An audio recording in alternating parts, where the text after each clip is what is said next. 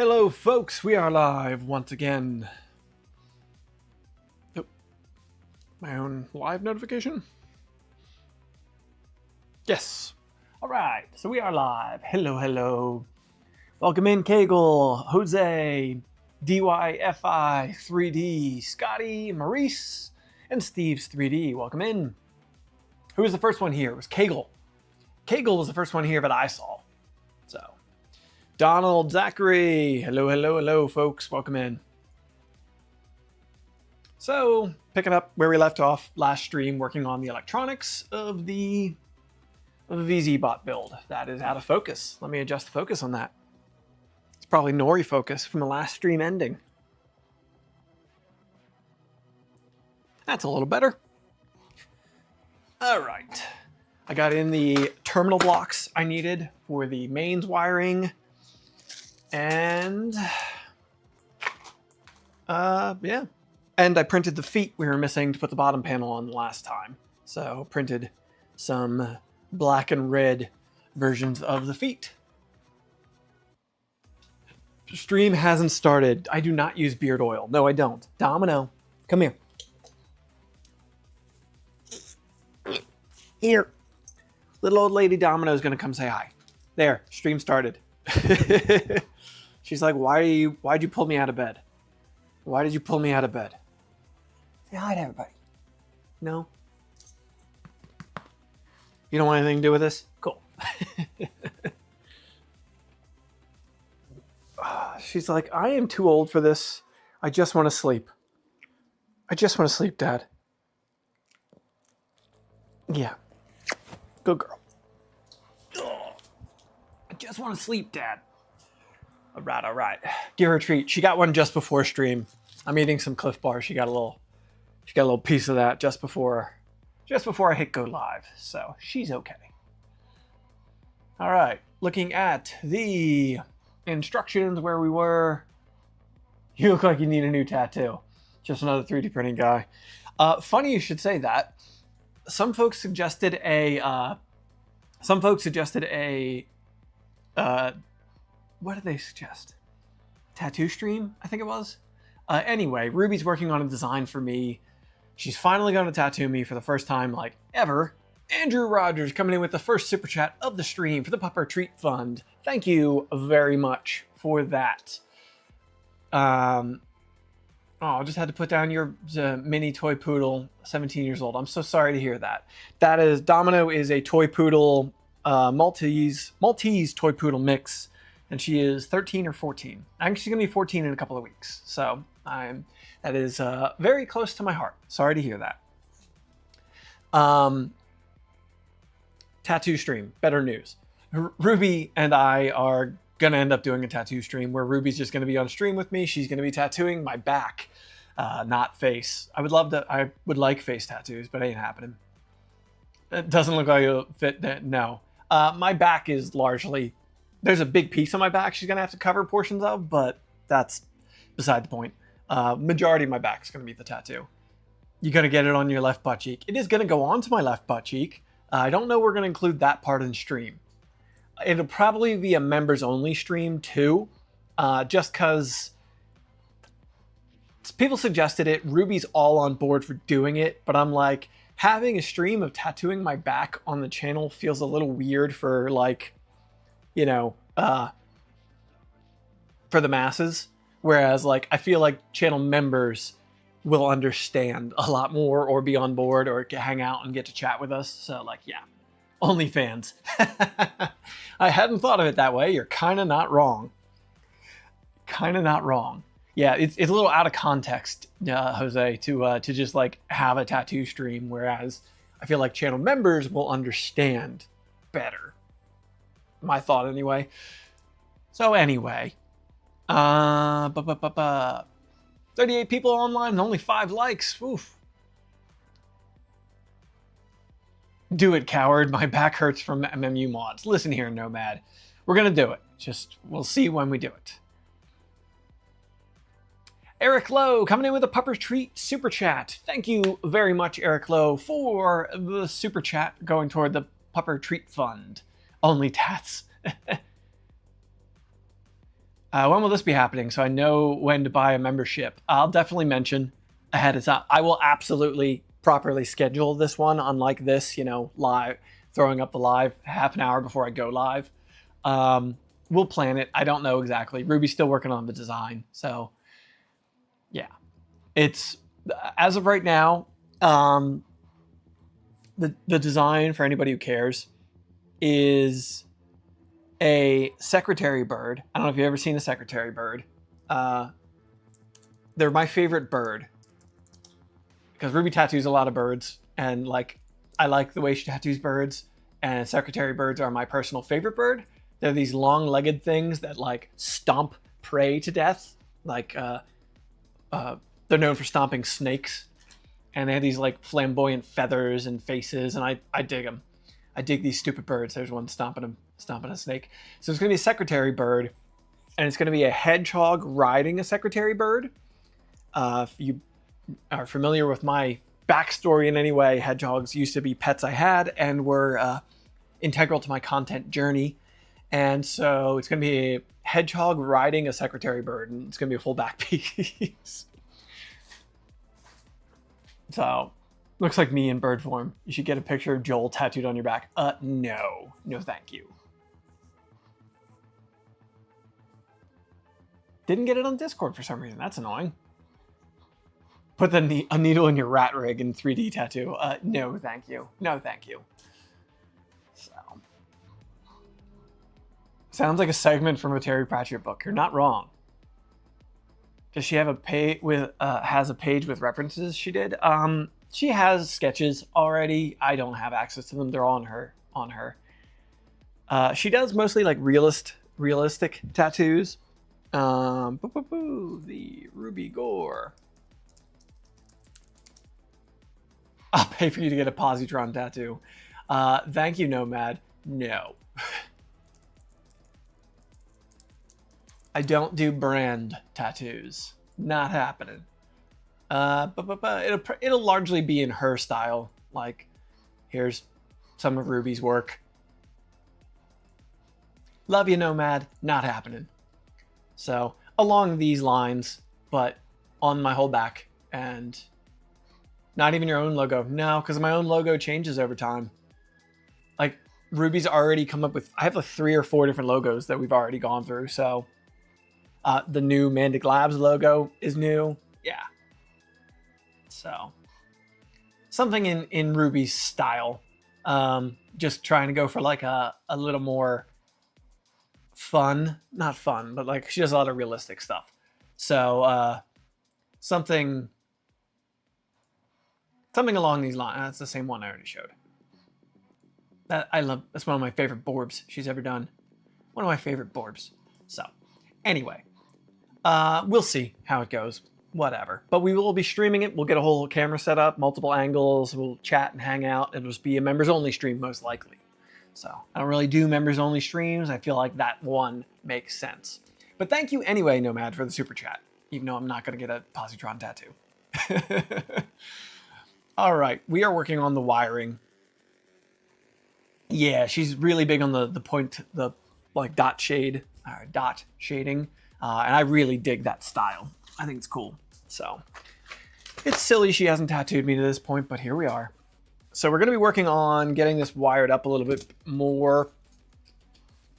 I got to get the terminal blocks onto here for the for the DIN rail mounting. Worth a shot. It is. I see where you were headed. I can get it. How can you afford a tattoo from her? That is a good question, because I couldn't normally. Perks of marriage, I guess. Perks of marriage. How many artists have worked on you till now? Not that many, honestly. Frank, Amanda, Mark, Andy...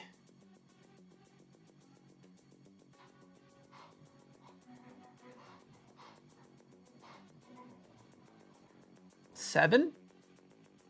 Doesn't feel right. Oh, 8. 8 or 9. I think I've been tattooed by 8 or 9 people, I want to say. 8 or 9.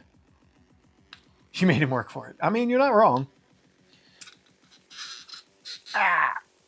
These things get on here tight once they're on. These DIN clip mounts for the wiring. I got a whole new kit in. I do like, yeah, these terminal blocks are rad. Who did my right arm? This one is all my buddy, mostly my buddy Frank back in Philadelphia area. So, Frank Guthier.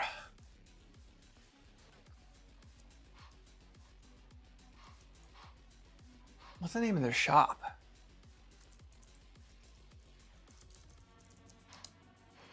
Oh, left. Same person.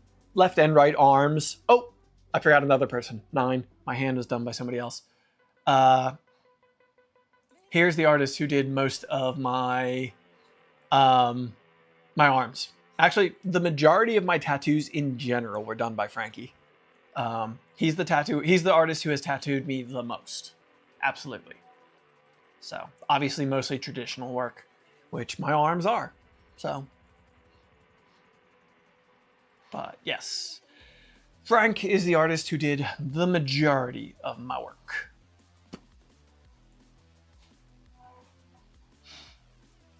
Yeah. And fun fact for you, his brother there, that first picture is Frank and his brother Mikey. Mikey was the original drummer for the Bloodhound Gang. You know, the Do It Animal Style band.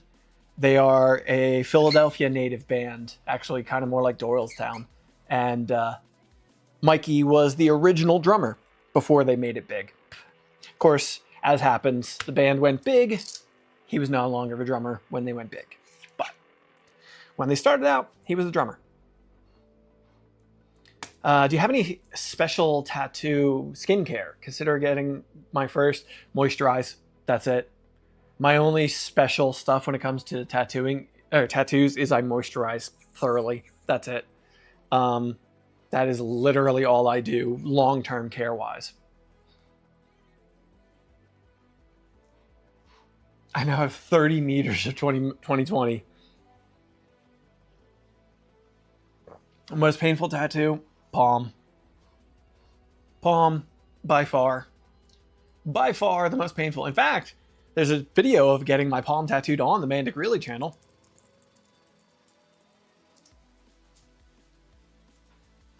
Back when the Mandic Really channel wasn't my main channel, it was just vlogs, and honestly, it's kind of terrible video, but it exists. It exists. Any regrets? My only regrets are just misuse of space. Like my back tattoo that I have currently that we're going to be partially covering or totally covering up. I got that when I was literally 18. It just needs to be covered. The neck one was not so bad. That wasn't that bad. Holy crap, you had hair. I did have hair. There was a time long ago where I had hair.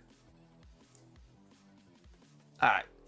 Print is done on the Core 1. Tribal in the back. It's sort of kind of tribal. It's like hints of tribal. Yeah. What sort of time frame for the back? You mean when I got my back tattooed? 2004, 2003. 2003. Or do you mean when we're gonna do the new back piece? Because I don't know that yet. Ruby has not informed me. I mean, it was a tramp stamp. It was not a tramp stamp. It was not a tramp stamp. How long will you need to sit? No idea. No idea. Ruby's not a very fast artist, so we're gonna find out. And she will have the benefit of, you know, she can work on me whenever she wants, technically. Potentially, when I'm not busy. So, yeah. It's going to be fun. It's going to be fun.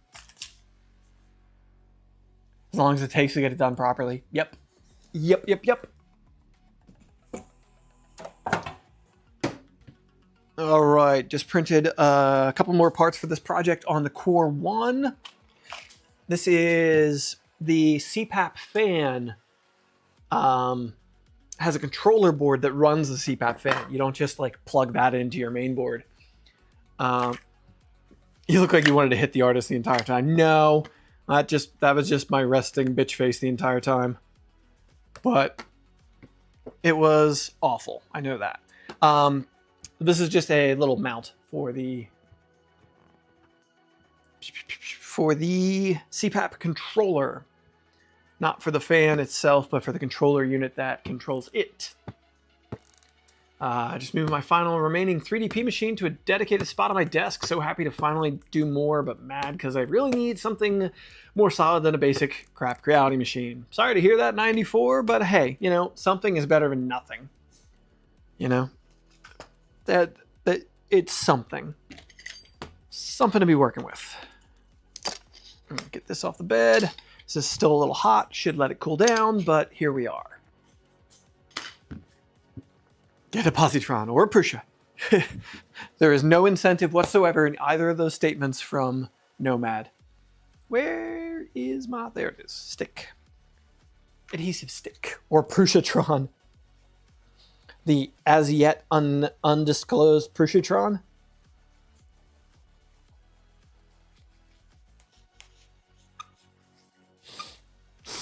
All right. Little fresh adhesive applied. Completely unbiased.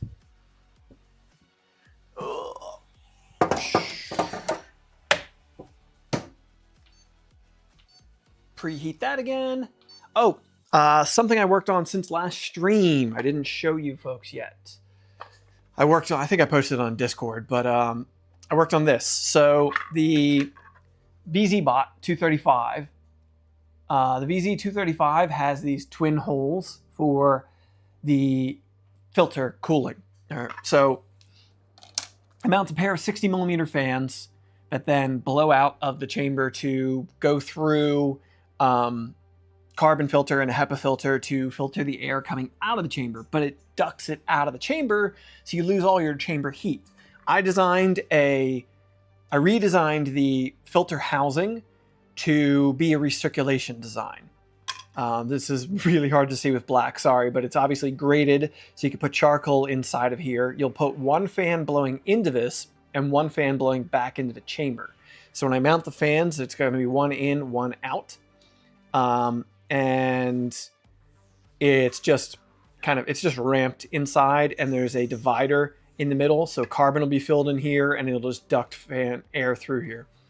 This ended up, so it's going to take a lot of carbon to fill. So I'm working on another design that has like a little basket inside of it.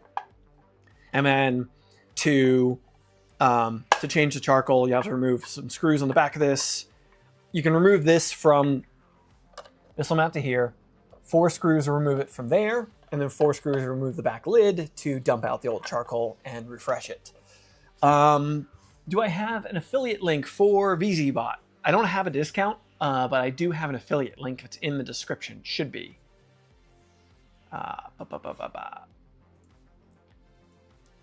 Should be in the description. Edit. Check. Yes. So there's a VZ-Bot affiliate code. It's just AliExpress, which is realistically where Mellow sells things for the most part. So, yeah. Just pinned it to chat. Clever fix, thank you. You know, it's not ideal. It's not what I would love to have, but I'm working with, I don't want to be punching more holes in the thing. I don't want to be changing things too much, and this is the best option that I could come up with to work within these constraints. Waiting for you to finish. When you're happy, I'll buy one. Cool. Cool, cool, cool. So let's get moving on getting finished. I gotta get these terminal blocks on this DIN rail. We also now have this mount we gotta find a home for.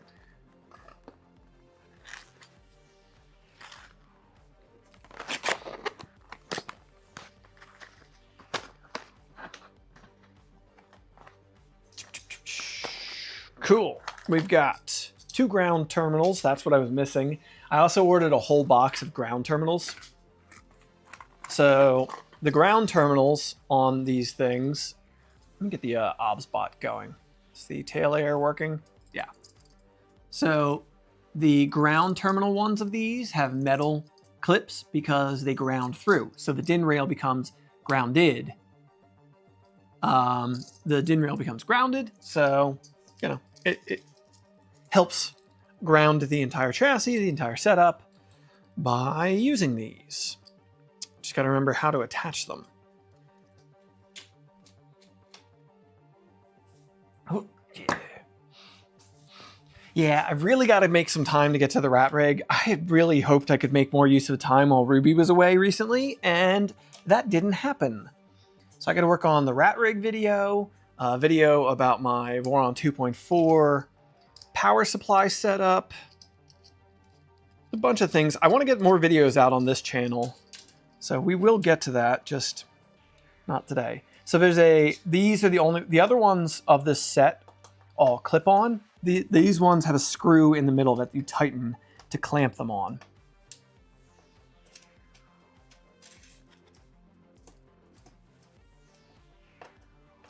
Kind of put these toward the middle.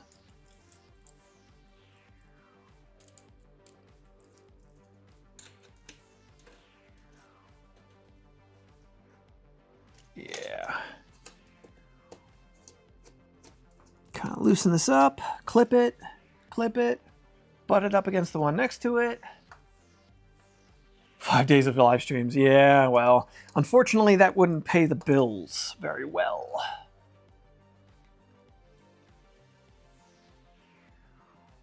Thunder keys, do I feel that? My wife's gone Thursday through tomorrow and I haven't gotten done 20% of what I wanted to get done. Yeah, that's exactly how I felt when Ruby was gone. I'm like, oh, I'll get so much stuff done. It didn't happen. Just didn't happen.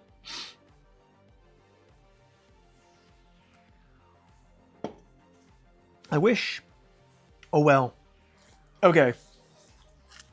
I'm gonna wire my mains with this just like cable that I have. What does it use? Black, green, and white. So I'm going to use black, green, and yellow. How much, what do we need as far as wire? Oh wait, no, I don't need my, yeah, you are. You know what, I'm gonna go black and red. It'll look better. It's a VZ bot. It's a VZ bot. This is my first lazy weekend in months. Oh, I wish. I was feeling terrible last night. Yeah, let's go red. Evening from Norway. I see even YouTubers end up with tables as organized as mine. Mine is a frickin' disaster right now. So yes, welcome in. Nice Half-Life shirt. Thank you. Okay, what do we need? We've got power supply 1, power supply 2, SSR. Something I was wondering about, I realized earlier, I don't know how they're powering the Raspberry Pi in this build. They don't reference how they're powering the Raspberry Pi, I don't think. Oh, nope, they are powering it off. No. They're not referencing how they're powering the Raspberry Pi. I'm looking at the instructions here. There's like this quickie wiring overview thing, which is an okay guide, wiring diagram. But it's not showing how they're powering the Pi. They might be using the GPIO pins off of the board, but I don't know the Super 8. Thanks, Discord. I'm aware Mandix Live. Did you just get the announcement? I'm gonna look at the Super 8. See if I don't know if I can jump anywhere off the Super 8 for.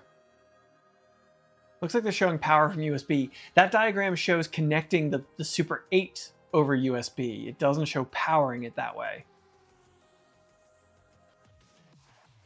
Yeah. I don't think that's what that's showing. I guess I could check Discord. How are you powering the Pi?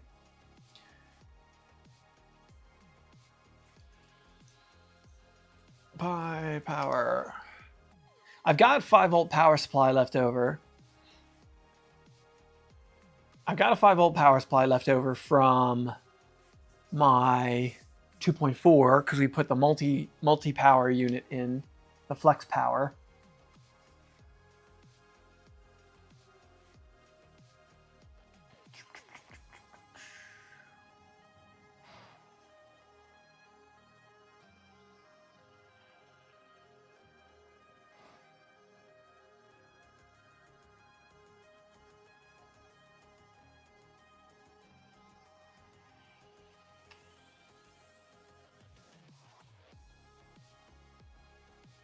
Oh, maybe they are USB powering it. Give it dedicated power. You can keep it powered, put the printer on a smart plug to power on and off as needed. I don't run dedicated separate power. That would just be a bit of a headache. 2 outlets for every Pi or every machine. I get the idea, but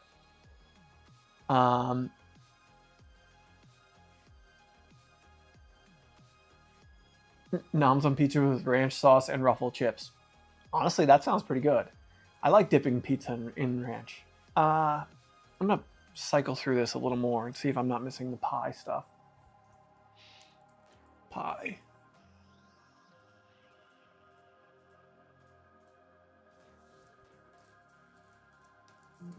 PoE the pie. Yeah, but then I have to be plugged into. I have to be plugged in then to. Can you still 12-volt off power supply? No. One, power supplies are 24-volt and 48-volt. That is all they are. They don't have multi-power. And a Pi needs 5 volts. So, am I planning to rebuild and mod the Mercury 1? Yes, I do plan to rebuild and mod the Mercury 1. Absolutely. I have a VZ-bot toolhead. So the VZ-bot team makes a toolhead for the Mercury 1, and I plan on putting that in mine. I have it. The VZ team gave it to me forever ago, and I will finally make use of it.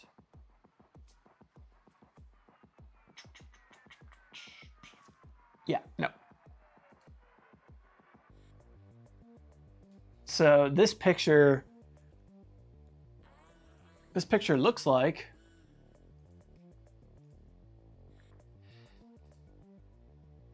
this picture shows power coming from somewhere. So you can see the power and ground pin on this are plugged in. I do believe on the Fly Super 8, if not using CAN, you can power the Pi from the CAN port. Okay. How would you set that to 5-volt? I don't know, but next step, power the Raspberry Pi. That is kind of how the instructions are on this. Oh, there's a separate Mellow Super 8. No, there isn't. It's the same section. Mainboard wiring, fly docks. Let's look at the oh so wonderful Mellow documentation. Can we follow the wires? I don't see where they head. They just disappear into this channel. So it's these 2 wires here, and they disappear into this channel, and then they are gone. There's 2 wires here pulling something. So let's look at the Mellow documentation. It's not showing anything plugged in there. Oh, yep, you're right. 5-volt on the CAN port. That's what they're using. That is it. So that's exactly what it is. They're pulling 5 volts from this CAN port. Is the kit worth it so far? I mean, it saves a lot of trouble from self-sourcing. The instructions need work. And I haven't needed to buy any additional hardware except for these terminal blocks so far. Everything else has been in the kit. But that has realistically been my choice. There's a little board between the main board and the Pi USB, power USB. Well, I don't have one. I don't love I don't love powering a Pi off a main board. I do not like doing it that way. But we can. As a corpo IT engineer, I can tell you documentation will always be needing. You're not wrong. Yeah, Keith Kuda, the CAN 5-volt port seems like that is our best bet if we're going to power with the hardware we have. I don't really want to add a 5-volt power supply to this, so I think that's where we're going to go. I looked into self-sourcing. It's a nightmare. I have self-sourced multiple builds. I really don't recommend it. You can do it. It'll work out. It's just, I don't recommend it, personally. Plenty of people do it. It's not for me. Okay. Switch to a BTT Pi 2, runs on 24 volts. I don't have one. I got Pi 4s. So I would tell you a joke about about documentation, but it isn't done yet. Nice, Digital Matrix IO.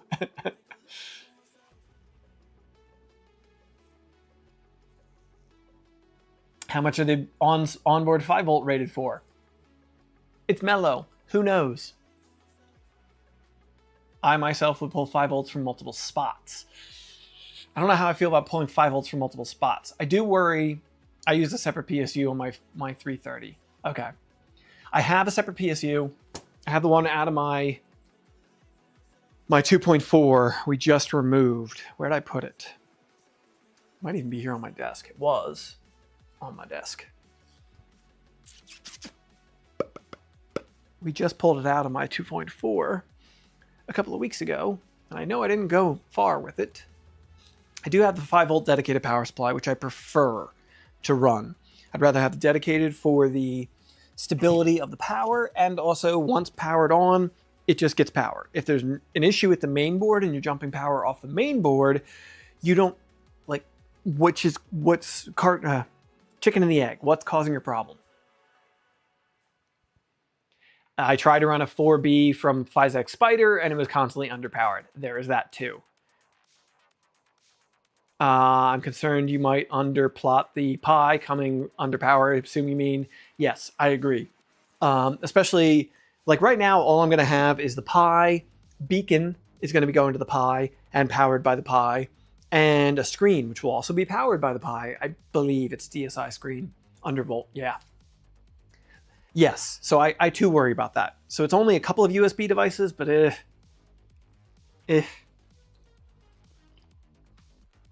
don't like it.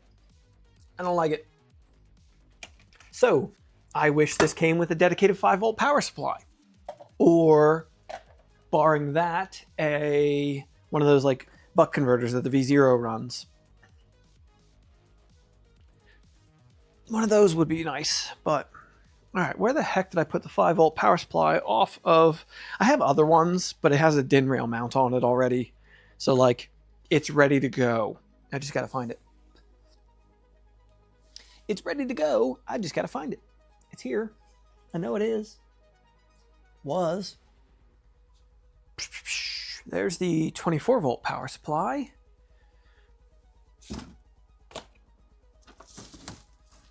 Nope, that's Prusa stuff. I really need to clean.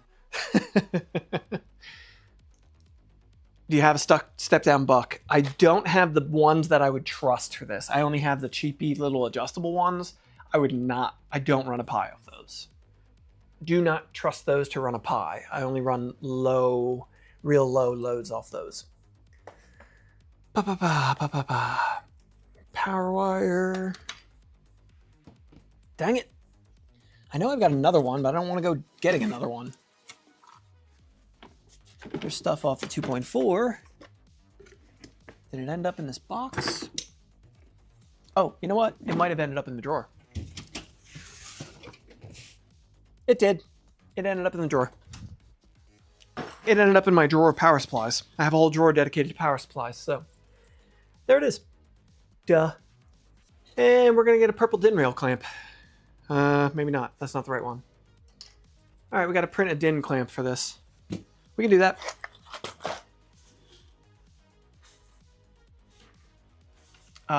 Which board is that? It is the Mellow Fly Super 8. The Mellow Fly Super 8. Mellow's documentation always leaves a lot to be desired to me, so yeah. This power supply will be plenty fine. It's a 25 watt, 5 volt power supply. I've run numerous pies off this Meanwell power supply. It'll be fine, but we need a DIN clamp for it. We need a DIN clamp. And we also then have to wire mains voltage to this, so annoying, but it'll work. Okay. Prusa slicer. And let's head into once again, we're heading into the Voron print files, the STLs.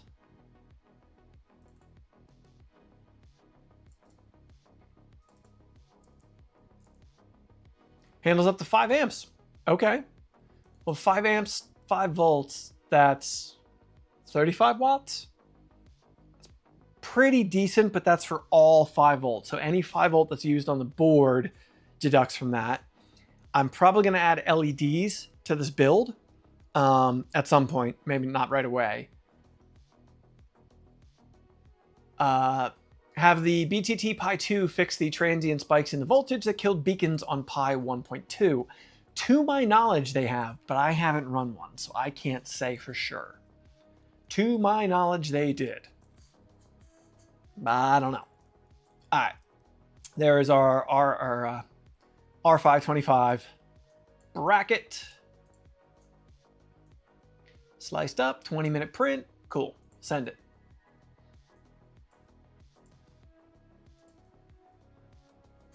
And away it goes. Cool, cool, cool.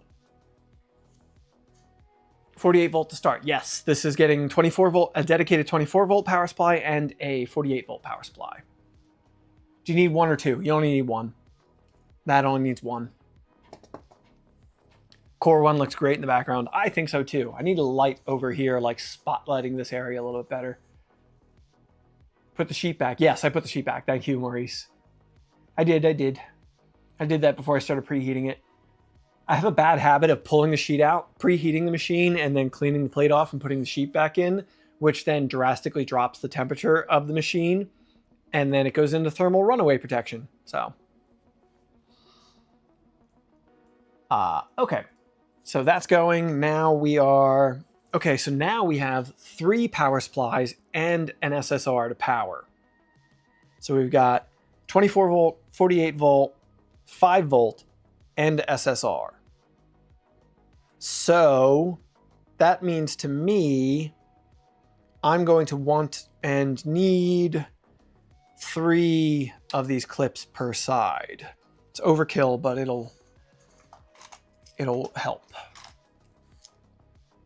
Okay, so these DIN clip terminal thingies, I'll get 3 per side.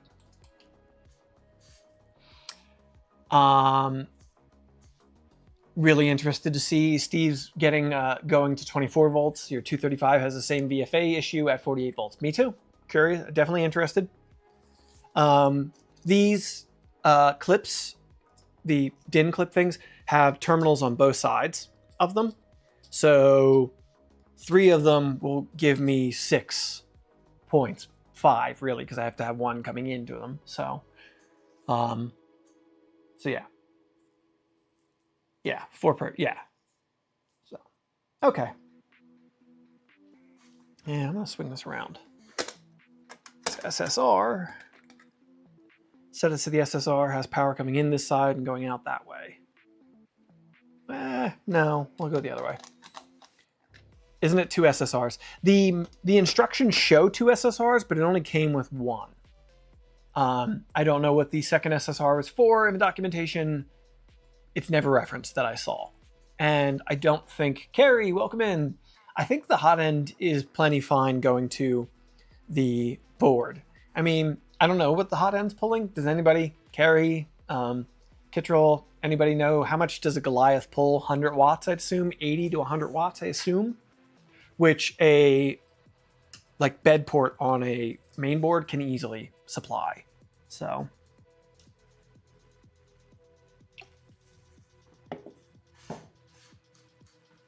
All right.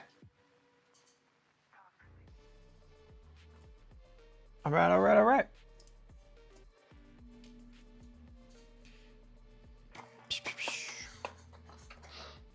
Cool. I think we're ready to move forward. So, probably going to put the 5-volt power supply for the Pi. You know what? I'm going to bring these over closer to here. Closer over these way. This away. To this side. I'm going to put my screwdriver. There it is. Second SSR would be good overkill. Sure. But I want to run it. If it's going to kill a board, I want to know if it's going to kill a board. And I will deal with that when deal with the repercussions when they occur. But for now, I want to know what's what here. Building it, the goal here is to build it as supplied as much as I can justify. So I'm building the kit as they supply it and intend it. All right, I'm bringing all these over here so I can fit the 5-volt power supply aside of this. Just beside it.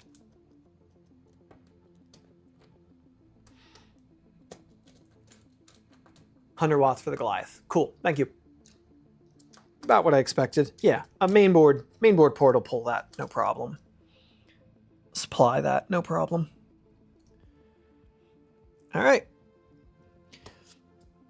That's a tight clip. Clip on. There we go. All right, all right. Black.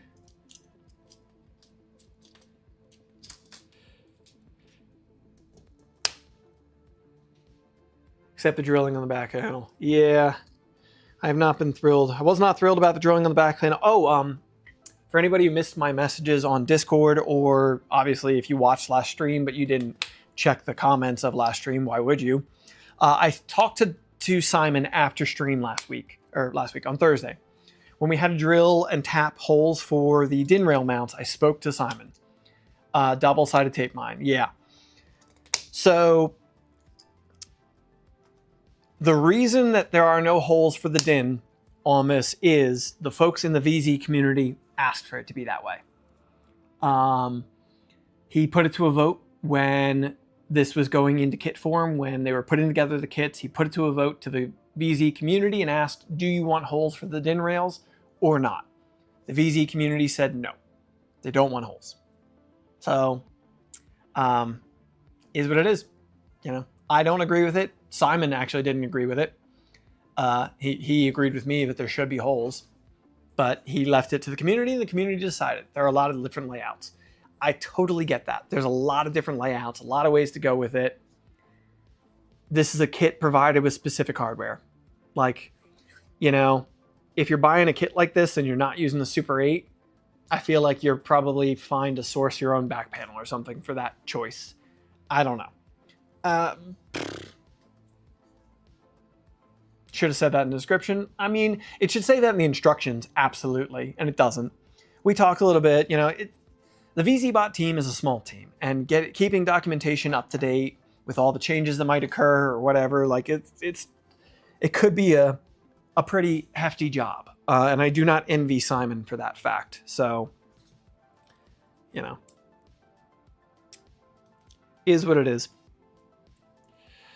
All right, now these little bus bar clips. Let me switch to the tail layer real quick. So these little bus bar clips that go between the sections of these terminal pieces, and they bridge between, so they tie each one together. So your neutral, your line voltage will be tied together.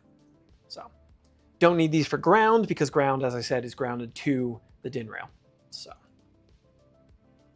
but I got to break these apart, because you could set a bunch of these next to each other and have them all tie together if you really wanted. Woo! Pop goes that. All right. Now, bring these together. Oh, right. I forgot one thing. There is a separator piece.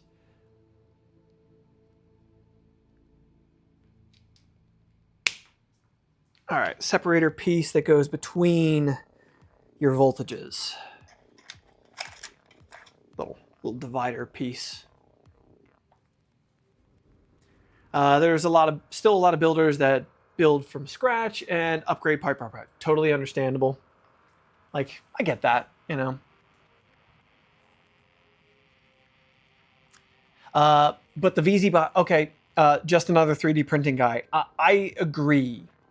I don't know that we need a separator between ground and there. It won't hurt. So I'll put one in. It won't hurt, but I don't know that it's necessary. But just another 3D printing guy. But the VZ community are probably builders, so they have a lot of tools. So they think, so I think that would skew the results. I agree. I also think there's a flaw in that too. Before the kits existed, you poll the active community of people. Okay, so you're polling the VZ-bot builders. Say, hey, we're putting together a Mellow kit. Do you want holes? Do you not? The people you're asking are people who have already been in the VZ community and are probably understand what goes into building it. And they're like, I gotta drill holes, whatever. It's not asking the masses of people who might want to build a VZ-bot. I'm sure plenty of those people are in the Discord and whatever, like people who want to but are waiting for a kit. There is a skewed bias in your data there. Absolutely. There's not, it's hard to account for. That's what you're trying to say. Yeah, exactly. That thought crossed my mind. It's like you're asking a community of people who they had no option before. Yeah, the people you're asking have mostly self-sourced. Correct. So, exactly. It is what it is. Like, I understand both points. I just really, I really don't like the idea of DIN rails being VHB'd in place, double-side taped in place. You know, mounting live voltage to VHB taped rails, not a great idea in my mind. Like, Wagos is one thing, you know, with Wagos, everything is encapsulated and protected, but I don't know. Okay, let's slip this little clip in here to separate these. I forgot to put that in there. Is anyone else getting VFAs from LDO superpower motors? I've heard of a lot of people having VFAs with superpowers and 48 volts. Yeah. That is a pretty common problem, VFAs with superpower motors and 48 volt power supplies. I haven't run it yet to say. I'm worried it's going to happen on my Trident, and I'm worried it's going to happen on this. But this has speedy motors in it, doesn't it? I think it has speedies. I forget if they're superpowers or speedies. I think they're speedy powers.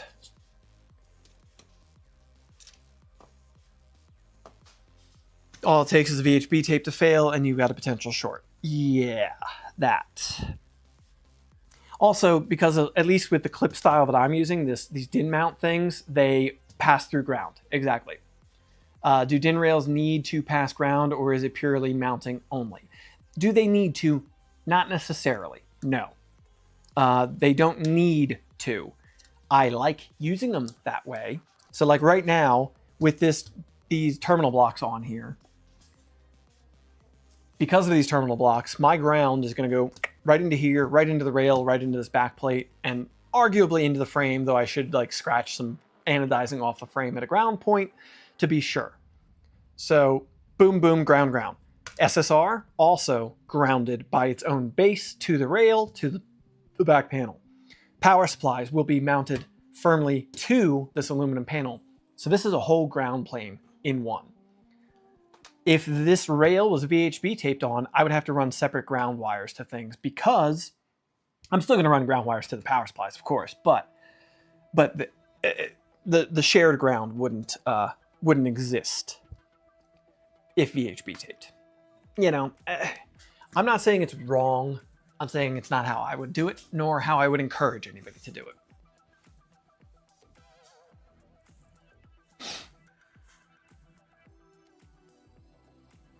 Benefits of different design philosophies. Totally. Simply ground it to your finger. That's safe, right? You're right. I mean, I can be the ground. Anytime I fire the machine up, I just hold the frame, I lick my finger, I touch the ground rod to my electrical panel there. We're good. A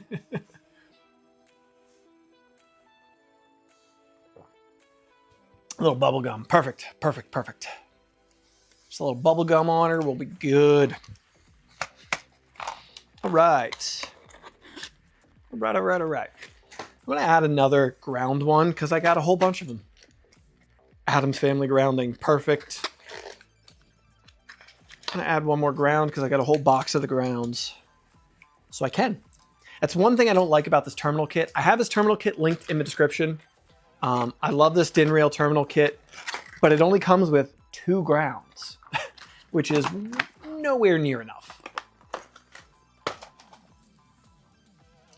Nowhere near enough.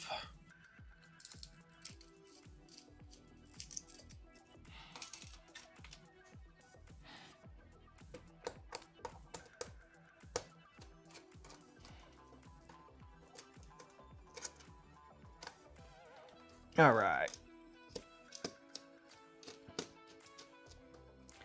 Cool. Now I got 3 of each. Cool, cool, cool.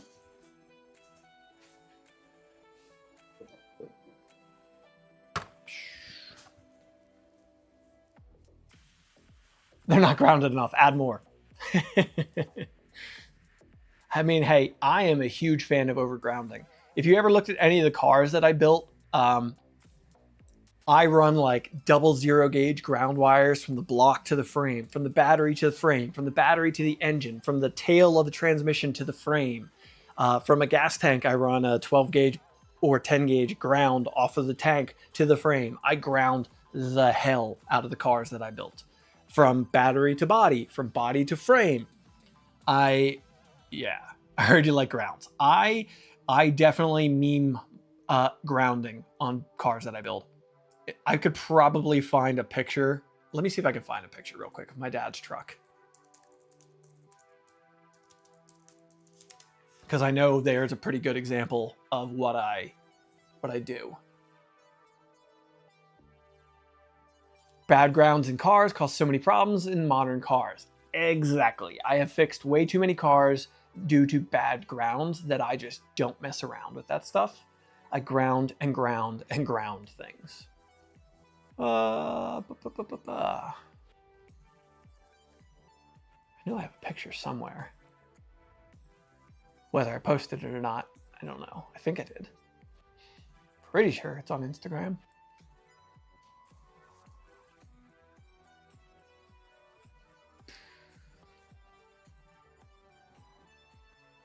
Error. Well, here. I'll share my screen with you. Pretty sure it's here. There's wiring grounds. There it is. So these are the battery cables for my dad's truck. Battery cables, grounds. You can see how many more grounds there are. Yeah. I don't show them installed. Genius. I guess not. I guess I didn't show. Oh, there we go. So terminal blocks passing through the frame. So here you go, ground. This ground cable comes from the battery. Go to a ground to a post. Then it goes from there to the frame, from the frame to the body. This one heads forward and goes to the engine block. What crimping tool do you use for those, for that? I did a whole video about it. Hot Rod Hippie YouTube. 90% sure I did a whole video about this. Favorite example, a no-start problem caused by a tailgate ground short at the ground switch. That's fun. I do not envy you finding that. I know I did a video about this. At some point.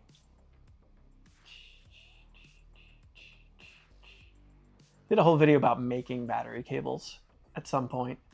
There are 2 different types of crimpers for that. There we go. Is that a short one? Oh, here we go. Here's a whole video about making your own battery cables. Boop. Whole video about making battery cables. Wouldn't doing so much ground bring up impedance, making you make you use even beefier cables? No, I don't believe that it would.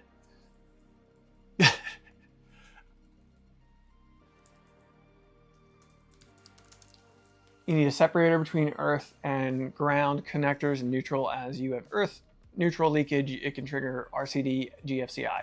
I put the separator in here for this one. No, 94. I don't understand how too many paths to ground would cause increased resistance, impedance. That doesn't make any sense to me. We're talking DC voltage here. DC voltage, you're always going to take the shortest path to ground in every situation. And on a car, your entire chassis, your body is ground. The entire thing. So, yeah. No. Non-issue, in my experience anyway. Never had any problems with overgrounding it. I've had problems with undergrounded motors by a lot. I've fixed more than one car by adding too many grounds. By adding grounds, because a lot of cars, when people EFI swap classic cars, they leave like the stock 4 gauge, not even 8 gauge ground that the engine had, and it is not enough. Causes some serious noise in your sensors if you don't have clean grounds for a motor, and so like your alternator will like cause your O2 sensors to read funky and kind of fluctuate, because ground is noisy, cluttered, effectively. Like a cluttered Wi-Fi setup in a house where you've got too many 2.4 gigahertz devices. So.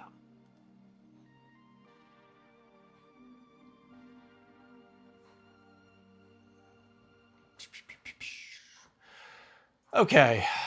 All right, back to where we were. Now, our mount is printing currently for the power supply. We've got this mount for the fan. Is this it? I think it's a little board. Thanks for entertaining your questions. You are welcome.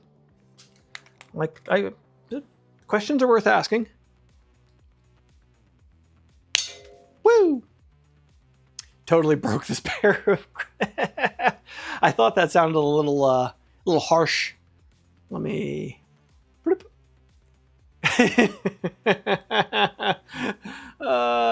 Okay, so these little things are a little difficult to cut with that. All right, where's my good ones? I have some Nipex ones around here. It should hold up a little better than that.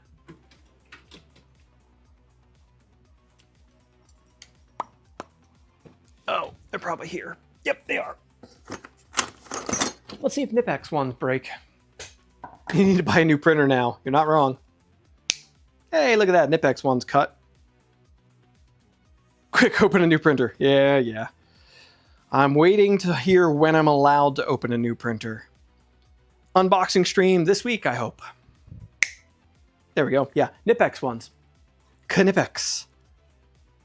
I could never naturally say that. Knipex brand. Flush cut pliers. So much more expensive, but cheaper than buying a whole printer.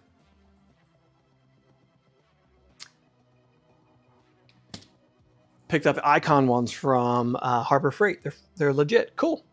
Never tried those. I just got the Knipex ones and been pretty happy with them. Knipex or Knip? It's Knip. You're supposed to pronounce the K.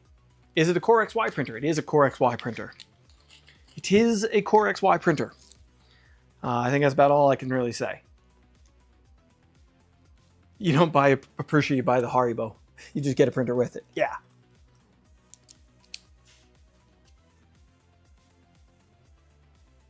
Apparently it's pronounced Knipex. No, it's not. It is pronounced Knipex. You pronounce the K. It's somebody's name. If you go on like the official Knipex website, it's Knipex. Or not website, like YouTube and whatever. I'm so bad at saying it the proper way, but yeah.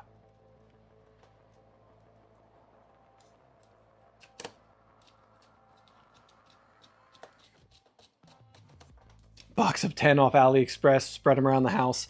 You know, I can never find them when I need them. In fact, that pair, I'm 90% sure I just brought in from the kitchen.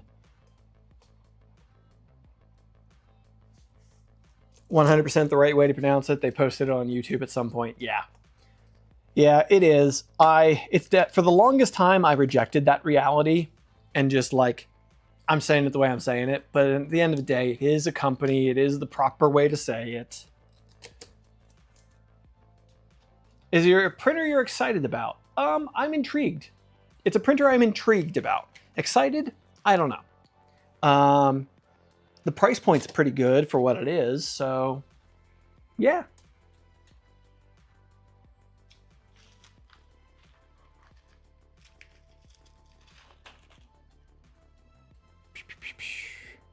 Let's hope it's a Trident 2.4 Rev E. No, it is not. I can promise you it's not that. It's a printer that we will have unboxed and running on stream. I built a Trident very close to the one Mandic is building. VFAs are very bad. Going to try 24 volt. I was afraid you were going to say that. I'm really afraid that's how it's going to be on mine. If that does occur, I'm probably going to go to Kraken motors, which I'm just waiting on Kraken motors to have longer shafts available. Anyway.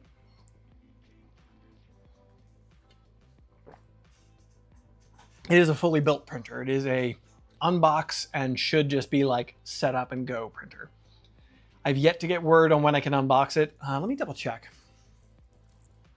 Did they say?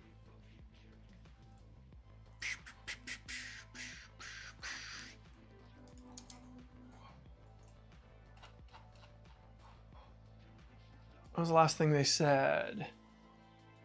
The 27th. Okay, it's not this Thursday, it's the following Thursday. So we'll be unboxing it on the 27th. Okay, Kraken motors. They are LDO motors. Somebody put together crazy. Do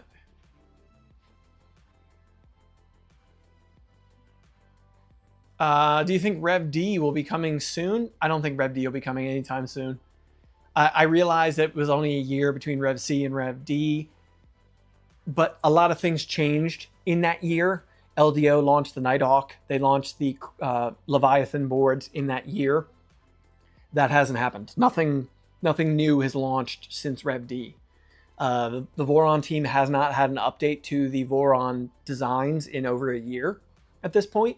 Anything other than like marginal like tweaks and changes to print files. There hasn't been a new Voron update in well over a year. Krakens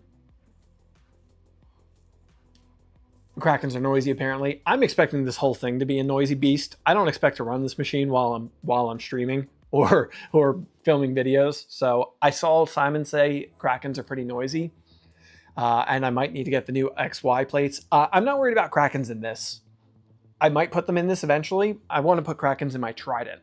My Trident already has 9mm belts and bearing supported shafts, but it doesn't have it has superpower motors right now. So Voron did post something. They just posted something for Pi Day, I think. It wasn't a tease of anything to my knowledge. I'm not in the Voron team, so I don't know.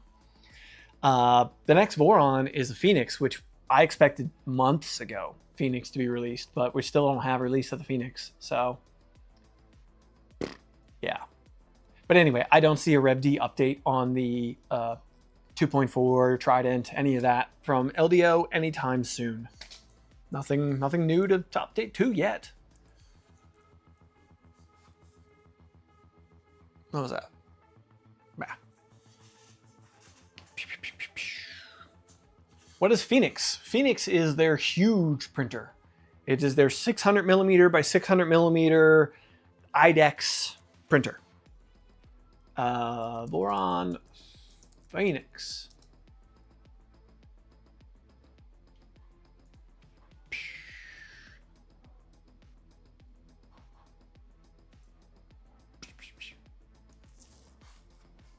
I mean, Nero did a video about it. So we're here at a rep with Max again. Hello. With a big boron again. That's not what I meant. I want that one. So what exactly? Dang it. There we go. What are we looking at here, Max? For our 2 that we demoed at. There's Phoenix. Other than that, there's no changes. Okay. Yep. It still has the filtration system. So there's 2. And one day it will run at Smurf. It ran at the original Smurf for an hour or 2. Like it was running in there before it went pop. Update to the flying gantry with jet engines. No, thank you. Yeah. So, Phoenix, eventually. Magic Smoke, yeah. There was at Smurf, the original Smurf, when they had the Phoenix there was a snafu with the unboxing is not a Phoenix. No, I don't have room for a Phoenix. It popped a 220 volt breaker. I think it popped a 220 volt breaker and something, well, it popped a 220 volt breaker and something was wired incorrectly for 220 volts out of the box. So like when they first plugged it in, it popped something in the machine and then it popped a breaker. I'm pretty sure. It was something like that. I forget. It's been a while. But, all right, we got our little adapter. What amp was the 220 volt breaker? Well, it was a very old building, exactly. It was literally inside of, not Cambridge. Where were we? First year of Smurf? Smurf 2023 was where? I'm blanking. I was there. It was a beautiful town. Oxford, thank you. It was Oxford University. So it was a building in Oxford University. The building was clearly built in like the 1800s, if not older. So like, yeah, the wiring had been updated, but when? Who knows? So, here's a tattoo shop that has a Core 1 and it might be room for a Phoenix. Yeah. Might be. Okay. So, one little thing we've got. So here's the one adapter, like mount piece I printed. It stands straight off of a DIN clip and holds the PCB for the CPAP fan. So this goes on here, and there's a cover piece that goes on the other side, and a couple screws go through it, though I don't know what size screws right now. Looks like 2 self-tappings, M2 self-tappings, it looks like. But Phoenix's full back tats. Yeah. I had hardware here. Here we go. I'm going to use some self-tapping M2 screws to assemble this. Where did I just put my screwdriver? There it is.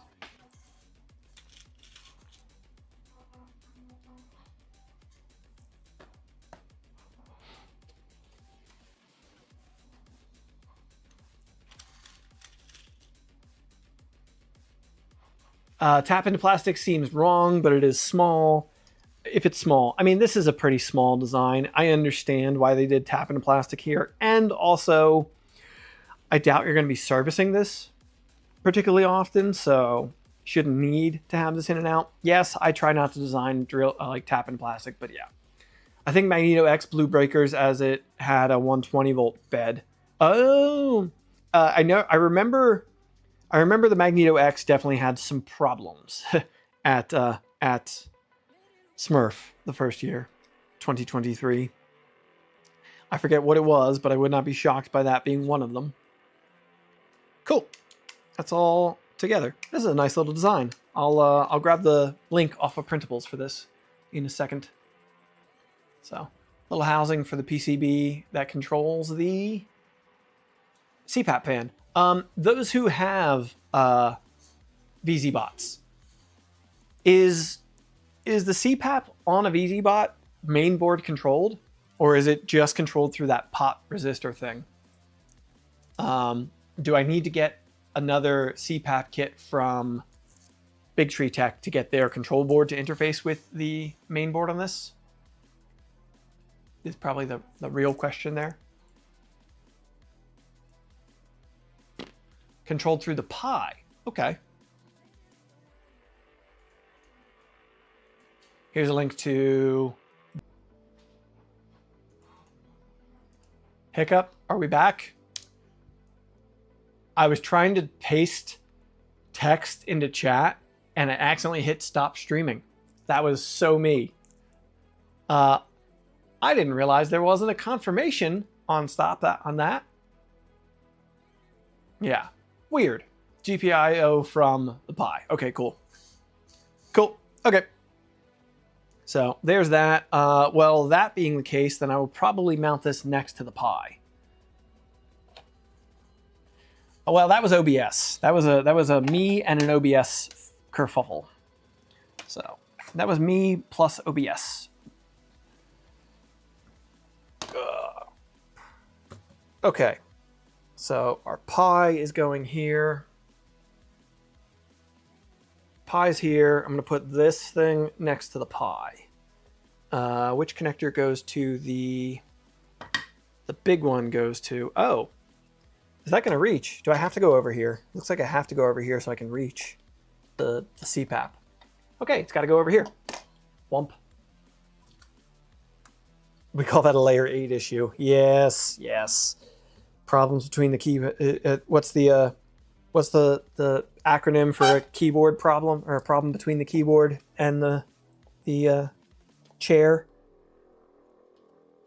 All right, so this has got to go over here so that it can reach the CPAP. PEPCAC, there we go.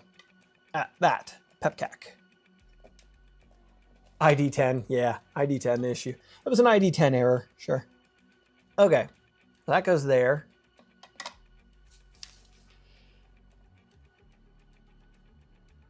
I like ID10 error. Yeah, 10T, I should say. Okay. All right, all right. So,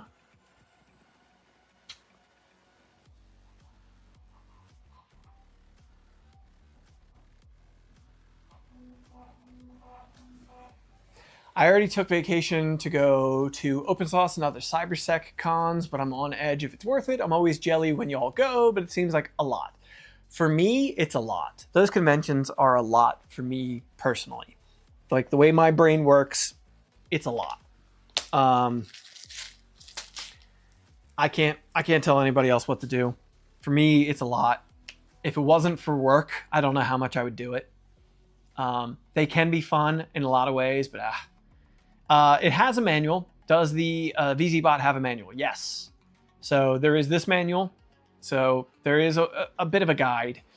It's really not great, but it is at least point us in proper directions a fair bit. So yeah, you know, we have had some directions. Oh, actually, they show hooking up the CPAP to the board, it looks like. Is that just power on off maybe? I don't know. Learning curve manual, yeah. Mandic don't need no manual. I mean, I don't need a manual just because I got you folks. If I didn't have you folks, I'd be scratching my head a lot more. So you build based on CAD. No, actually the frame section of the manual is much better. It's the wiring where it's gotten a little worse. Like frame, we ran into some issues, but nothing major. So like the frame, the Z-axis, the manual is actually pretty good on that stuff. And then Simon has full videos building these too. So if you're, I'm not great with videos for building personally, but if that's a type of learning you can do, yeah. If you use the MCU instead of the Pi, the CPAP goes 100% at first. Oh, so it ramps. Yeah, don't want that. I do intend to run to set up, do I have it in a collection yet? Probably.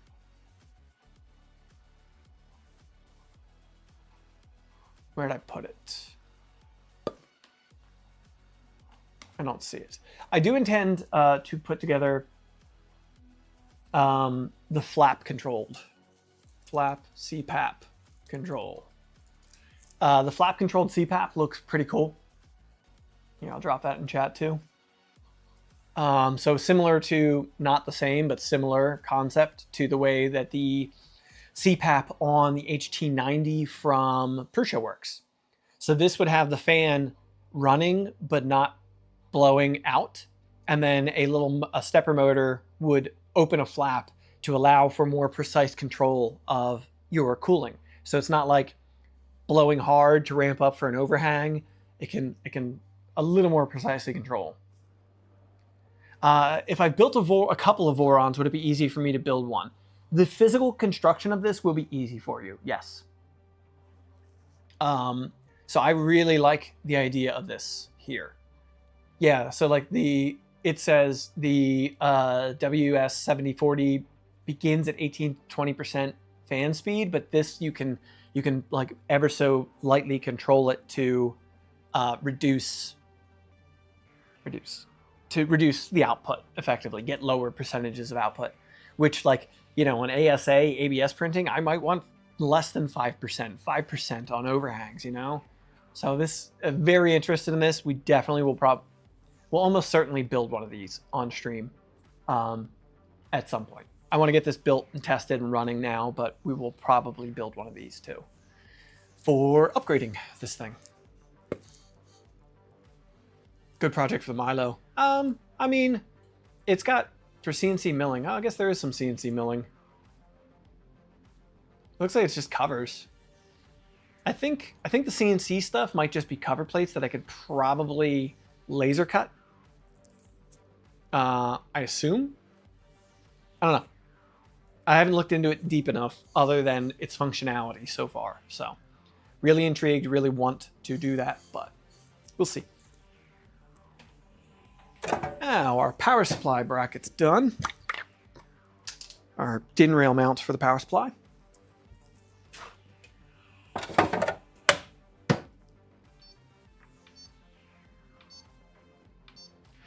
Preheat ASA again, just in case we need something else. Keep it warmed up.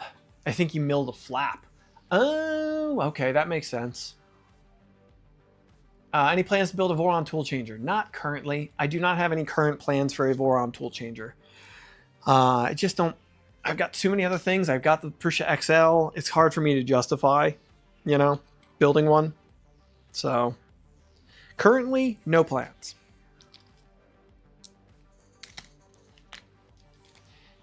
The next thing I have planned to build is another Voron 2.4 because I want to get the box turtle set up, and I want to have a dedicated machine for the box turtle. I don't want to just put it onto one of my other machines. I want to dedicate a machine to running the box turtle, so I do plan to build a 2.4. Justifies content. Yeah, the problem is this channel doesn't pay the bills that well. So like the time devotation to building a tool changer is very hard to justify financially. And getting sponsors on board to supply parts for like all of that, also not the easiest thing. Doable, but not the easiest thing. And if I'm going to get sponsors on board for something, I really need them on board for the trip to Rocky Mountain. You know, like other things. So the content justification is lovely, but also not the greatest. We haven't discussed the bamboo leak. We have not discussed the bamboo leak at all on stream today. There was a bamboo leak. I don't know. What do y'all think about it? It was the H2D that they claimed wasn't a thing. Let me pull up Twitter. If anybody happens to have not seen it, I would imagine most of you folks have, but... Oh, teasing a Mellow is coming out with a Havort kit. So they're teasing that. I think it's going to be at TCT Asia this week. So TCT Asia, Evo Havort is supposedly coming from Mellow. H2D, there it is. So the leak of the H2D. Dual head. I don't know what's revolutionary about this. They claimed that they were going to be so revolutionary on things, but dual head print tool head has been a thing for over a decade. Don't see what's revolutionary about that. I'm sure they're probably doing a good job of it, but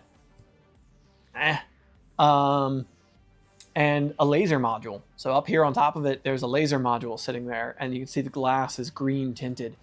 So I guess it's going to be like a Snapmaker in more ways than one. Snapmaker has the dual head design plus the I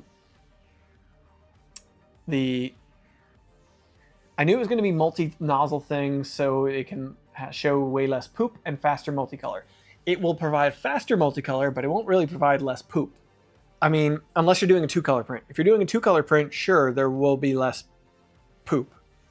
But if the tool head, I'm imagining there's an AMS tied to each of those, or an AMS that can be switched between them. So they're still going to have to purge each time filament changes from the AMS. So poop reduction is not going to be a thing with that, other than 2-color print. That's it. That's the only way it would reduce, is purely if you don't have to use the AMS at all. If you're just switching between 2 heads, then it could. But it has new AMS. Yeah, there's a new AMS on top with, it's called the AMS HT. There's a little HT there, so it looks like it's probably a heated dry box maybe, or a dryer. Don't know. And the laser module, I'm so stuck on the laser module. I'm like, why are we making multi-machines in 2025? Like, don't do that. So here we are. I don't have one of these. I don't have any secret info. I haven't signed an NDA, none of that. So I bet at least 3,000. I'm betting 2,500. I suspect the secret is how they have software to use it all. Yeah, I'm sure they're going to make a more seamless operation than others have done.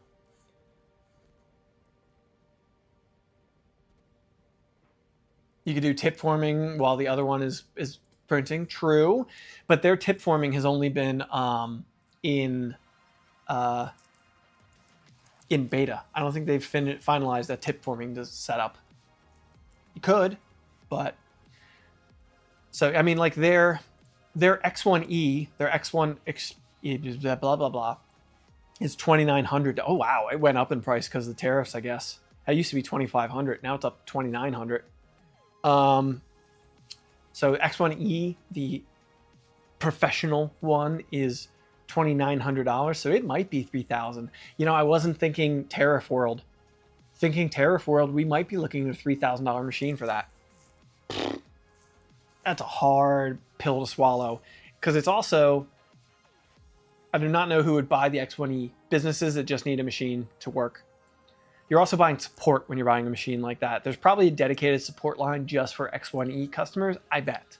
I don't know, but I bet. I forget what size is it, 325? I think it's a 325 by 325 build volume, which Prusa XL is 360 by 360. The K2 Max is what, 350 by 350? Are you getting rid of your bamboo printers after the latest update? I got my X1C from Jonathan Next Layer when he got rid of all of his bamboos. Zyrus, thanks for being here. Have yourself a good one. Thanks for stopping by. Appreciate it. 340 by 320 by 325. That's a weird build volume. Support is through reseller. We bought an X1E at work. Okay.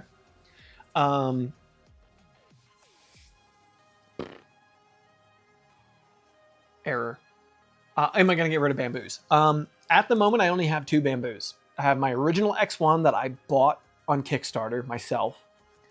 I have my original X1 I bought on Kickstarter. That's one I've done all the videos with. And I have Ruby's P1P, or now a P1S. Skyrim, welcome in. Hello. I'm definitely keeping the P1S. I don't know about the X1. I've been kicking around the idea of selling the X1 lately. Not for all the kerfuffle about security and all that. I don't love all that. I really don't. But I'm not nearly as like hardcore on the like screw bamboo for that kind of train that a lot of people are. I don't love it. I don't. But like cloud operation, I kind of get it. Like it's a hard thing to go back and forth on. I don't know.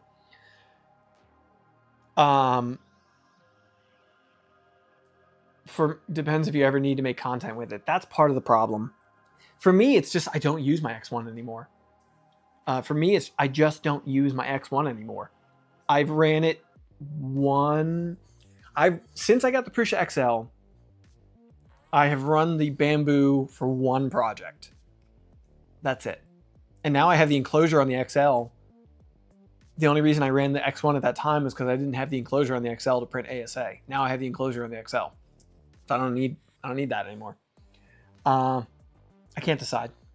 Because also mine has like 2,000 hours on it. So I don't know that I feel right asking like a decent amount of money for it. Jonathan sold his for 3,500 when they sell for 7,000 new. Yeah, so like it's 1,500 new. Mine, I'd maybe ask what, $700 for it. At that point, I guess it probably makes sense to keep it in the corner to make content with. Yeah, mine has well over 2,000 hours on it. So like, I think mine could really use an overhaul. Hate to be that guy. Bamboo P1P or X1 versus Prusa Core 1. I'm saving up for a Core 1 right now. I need a tool. Time is more valuable than tinkering, fixing, crapability. Yeah.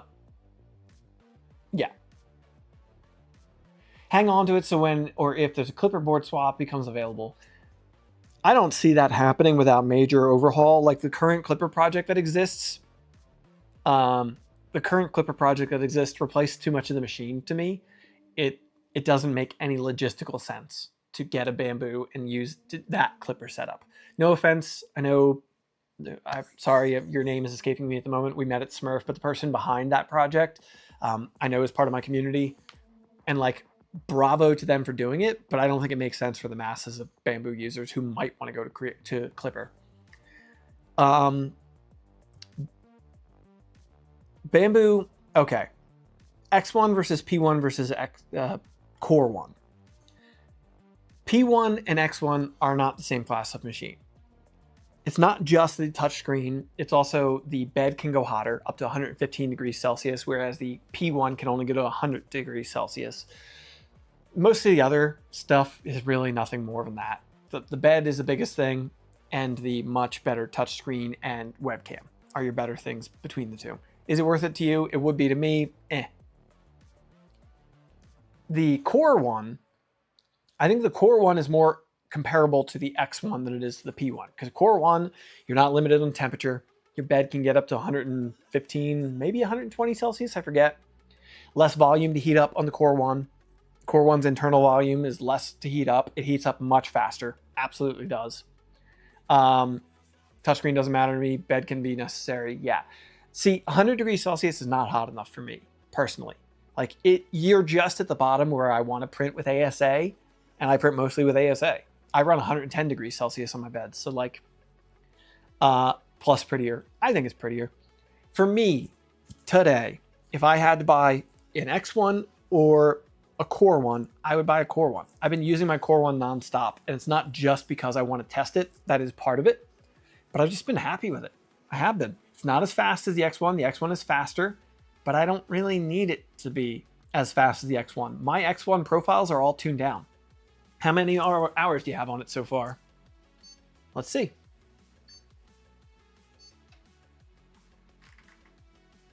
Seven days and 13 hours. So what is that? 7 days times 7 times 24 plus 13. 181 hours on mine so far. So 181 hours on the Core 1. I also, the neck extruder from Prusa, the neck extruder, I really like printing flexibles on it. The Mark IV and the XL were my go-to TPU printers. Now the Core 1 is my go-to TPU printer. I really hope Prusa comes out with an easier to load MMU. That is the big thing. If you want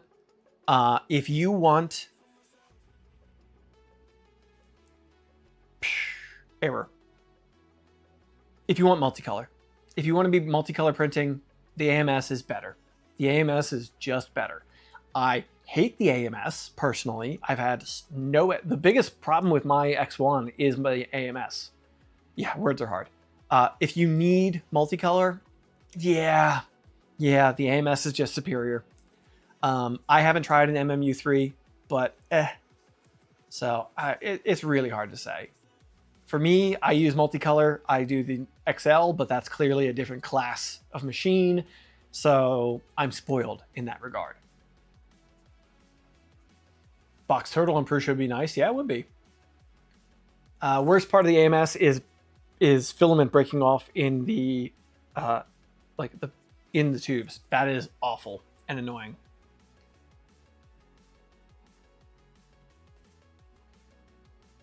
I don't often need multicolor, but it is frustrating. Time for a reboot. I'll tell you what it is. I need a break. Ruby and I both really need a vacation, but we can't afford it right now. So, is what it is. I mean, realistically, the only problems that I've had with the Core 1 so far, realistically, could a box turtle be done with a breakout board? No. Box turtle needs Clipper firmware plugin stuff, not just interface capability.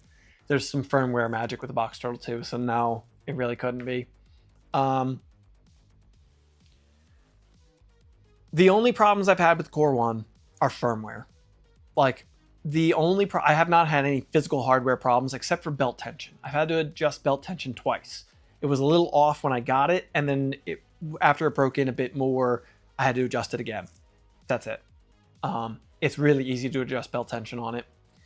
The only problems I've had have been like basic firmware issues that I really expect them to fix in like the next update. And I've talked to a few people at Prusa, and they have specifically said the issues that I noticed are ones they're working on. So.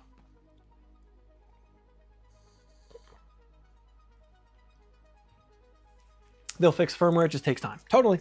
I mean, they haven't had a single update on that machine since I got it, but So, yeah, that's kind of where I'm at.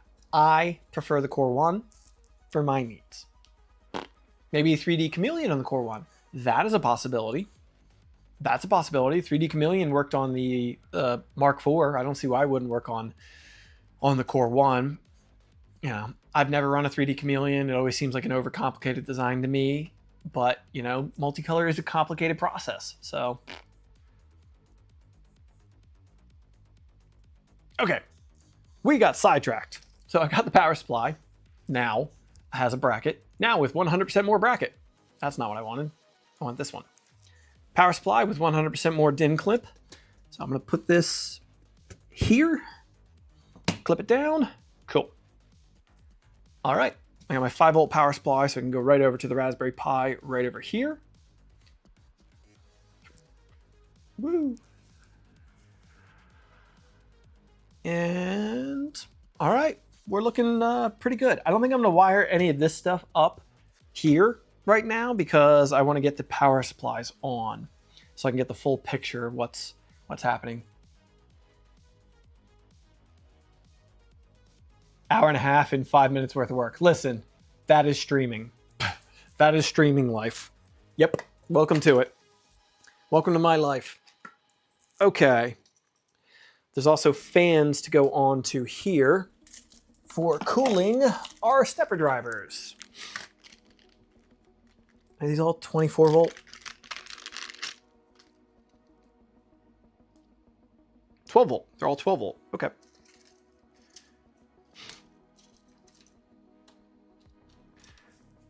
Keeps us all entertained. I'm glad I can entertain you. I'm glad. Okay. All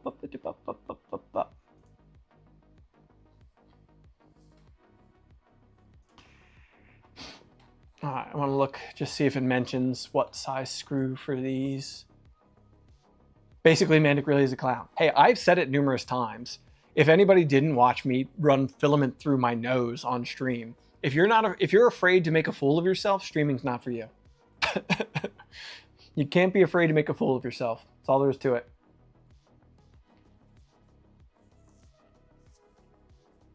As long as people still respect you, at least a little bit. Mandic to himself in an empty room staring at a camera. Are you not entertained? I mean, I am alone in a box here talking to you folks, yelling at a camera. That's my job. It's whenever any one of those, like, explain your job poorly things come up, I'm always like, I talk to myself a lot. We all know Gene runs everything anyway. You're not wrong. Over 100 people and 17 likes. Ugh. Okay, these fans I need. What size screws do I need for these? M3x8 most likely. Kind of looks like. Nope. Longer.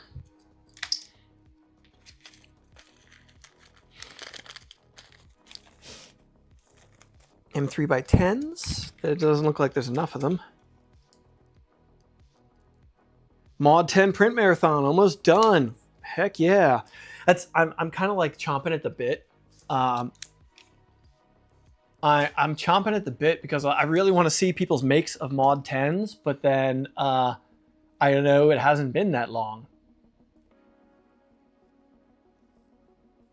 I know it hasn't been that long, so like, and it takes a lot of printing, so I always kind of hate that when somebody's like, "Oh yeah, I printed that," or like, "Yeah." Somebody comments before the video they could even have possibly watched the video even at double speed. I'm like, come on.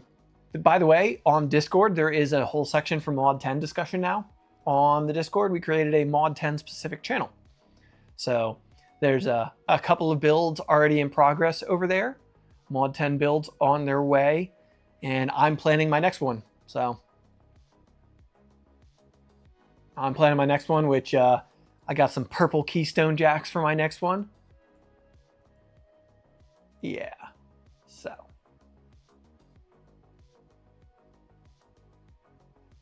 Need to print a few more panels and cosmetic pieces. Cool, looking forward to seeing it. So,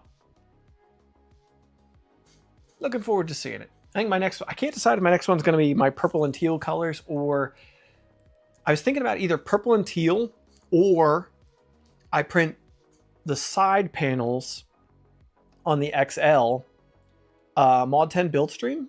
Maybe. I'm gonna do a video about the next Mod 10 build, so likely not. I was thinking about doing a gray side panel on the next one with my logo on it, printed on the XL. Debate, I don't know. I'm not sure which way to go. But I'm waiting on the computer for mine because my next Mod 10 is getting an ITX computer build inside of it. So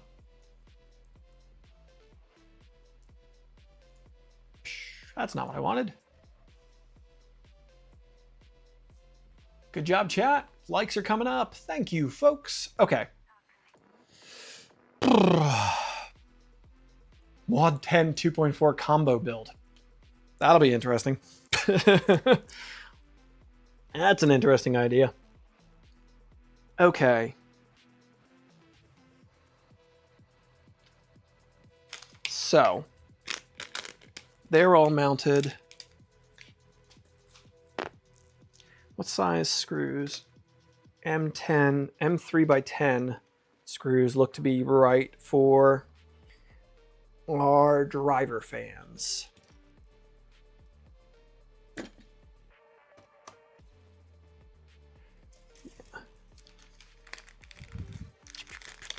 I gotta find time to build that other 2.4.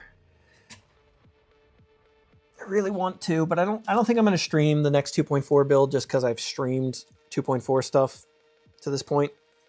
Ah, dang it. Screw fell down in there. Now I can't get it out of there. There we go. Yeah. Waiting on the mod 9. It would be the mod 19 if I did a full 19 server rack. I mean, I could.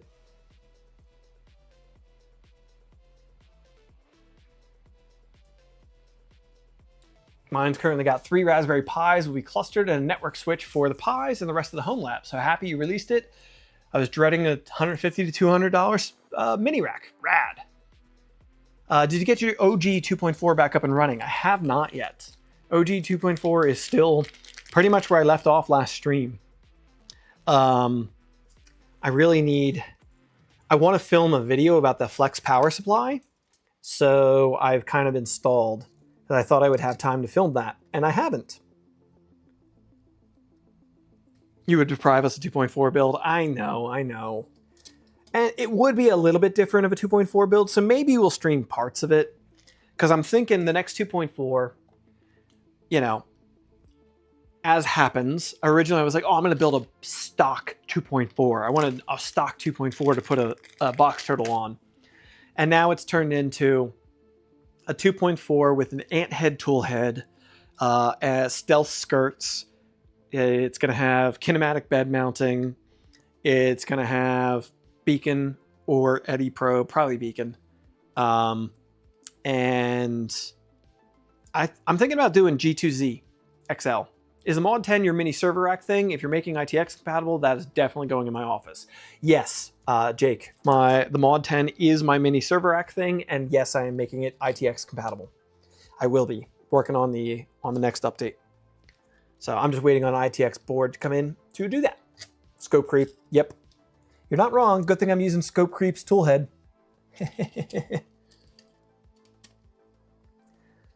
What gets the A4T? The X400. The Airy One X400 is going to get the A4T. Is it Gridfinity compatible though? Ha. Add a Mammoth gantry. Nah, I don't want to get too crazy with gantry stuff.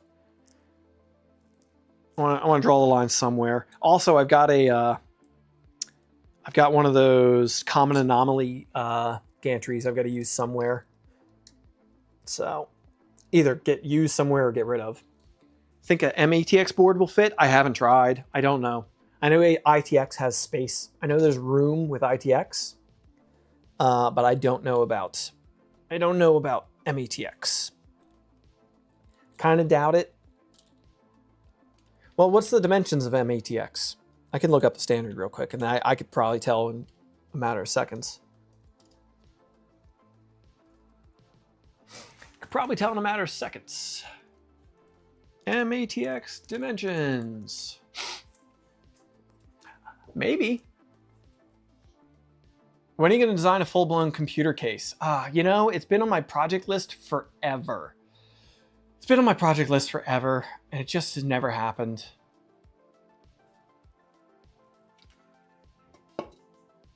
With the popularity of Mod 10, maybe I could justify it.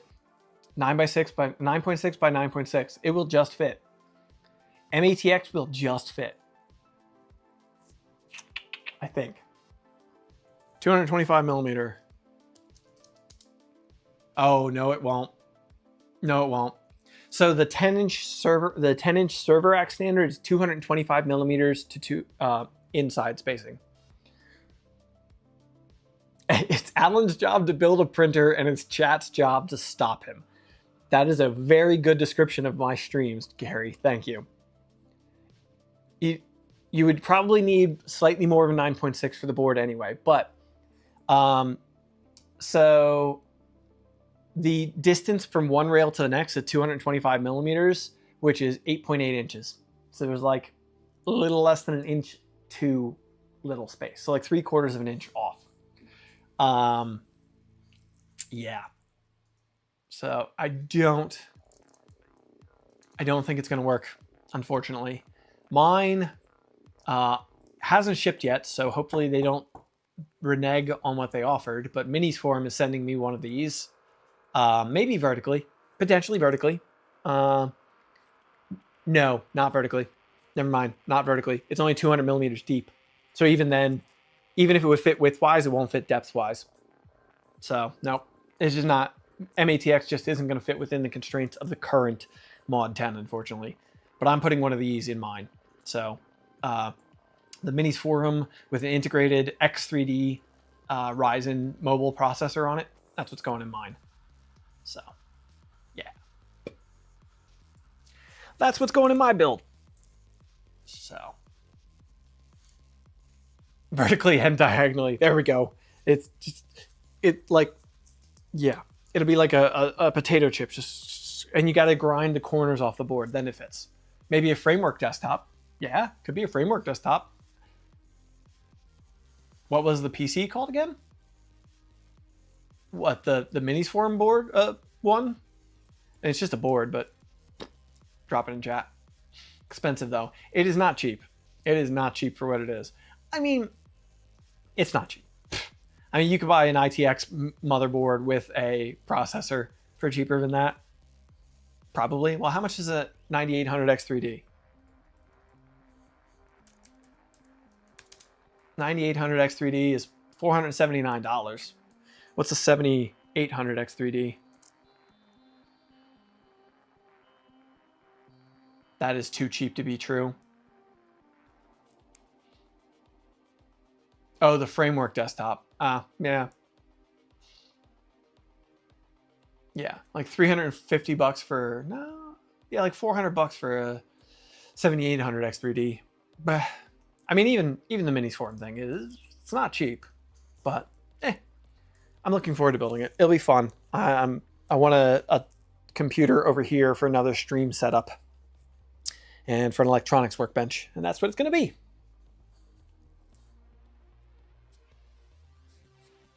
I feel like the Framework handhelds out there are a better way to use Framework ecosystem instead of a desktop version. I don't really understand the desktop version personally.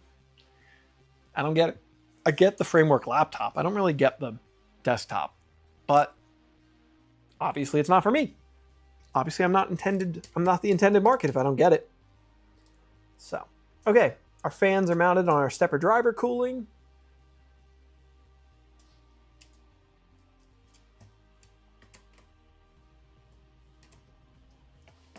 Cool. Cooling.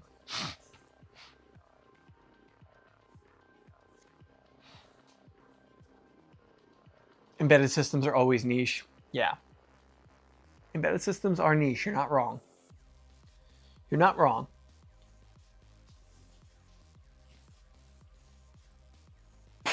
Okay. I feel like we're ready to put this all into the frame. I feel like we're ready to put this stuff in the frame.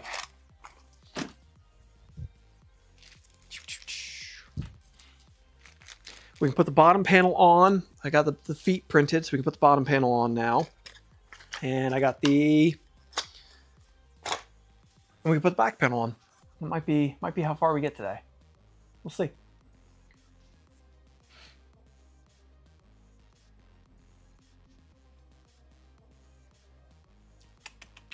All right, let's double check instructions. Bottom and rear panel. There we go. All right, we're going to go back because I didn't have the feet last time to put the bottom and rear panels on. What hardware do we use for this?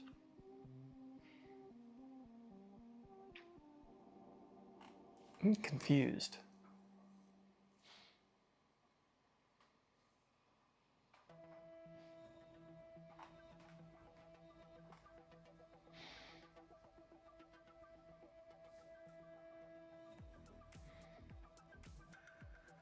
Wood screws to those are screw holes for screwing the thing down. Okay, so we got the bottom and back panels to put on the frame now. I'm gonna put the bottom panels on first, and then we'll deal with the back, because the back is our electronics one we have here on the bench right now. So I don't want to do that just yet, but I do have the feet. I didn't show them close up. Here's my feeties. They orient like this, so I just layer height color change them from Galaxy Red Polymaker ASA to Galaxy Black Polymaker ASA, just to give a little look. Nice feet, thank you. How'd the RatRig 500 build go? That looked promising, but post-release I heard various pains. Definitely various pains. I will be revisiting the RatRig 500 in a video when I don't 100% know. I had hoped to do it already, and we have not done it already. So we will get there. I just don't 100% know when. I've used the RatRig 500 in a handful of videos already. It's been in a handful of videos, so I've used it to print a bunch of the parts for the multi-board. I used it to print some server parts for my server rack. So it's been getting used, but yeah, not finished setup, display, whatever yet. Okay, frame time. Now the bed's gonna want to go rocketing up when I do this. There's nothing stopping it. Hey, it didn't. How's a multi-board working in your space? Not well. It's fine, but my welding helmet fell off of it the other day, I noticed. I just randomly saw my welding helmet on the floor, so like one of the hooks fell out of it. So, I don't know what I'm going to do long term there. I don't know what I'm going to do long term. Whether I'm going to take it down or reinforce it, I don't know. Okay. Get another camera angle here real quick. Just camera angle. We get this bottom panel on.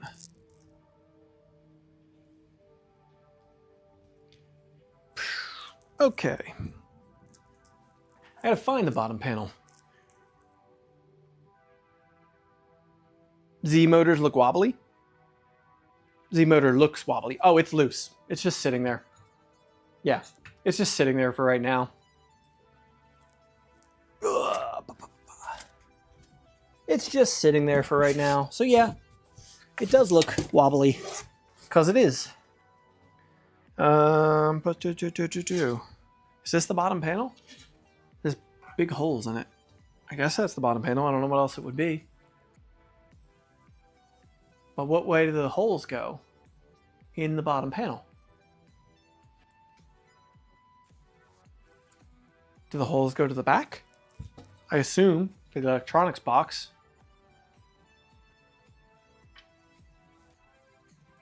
For the wire to the bed. Yep. Okay.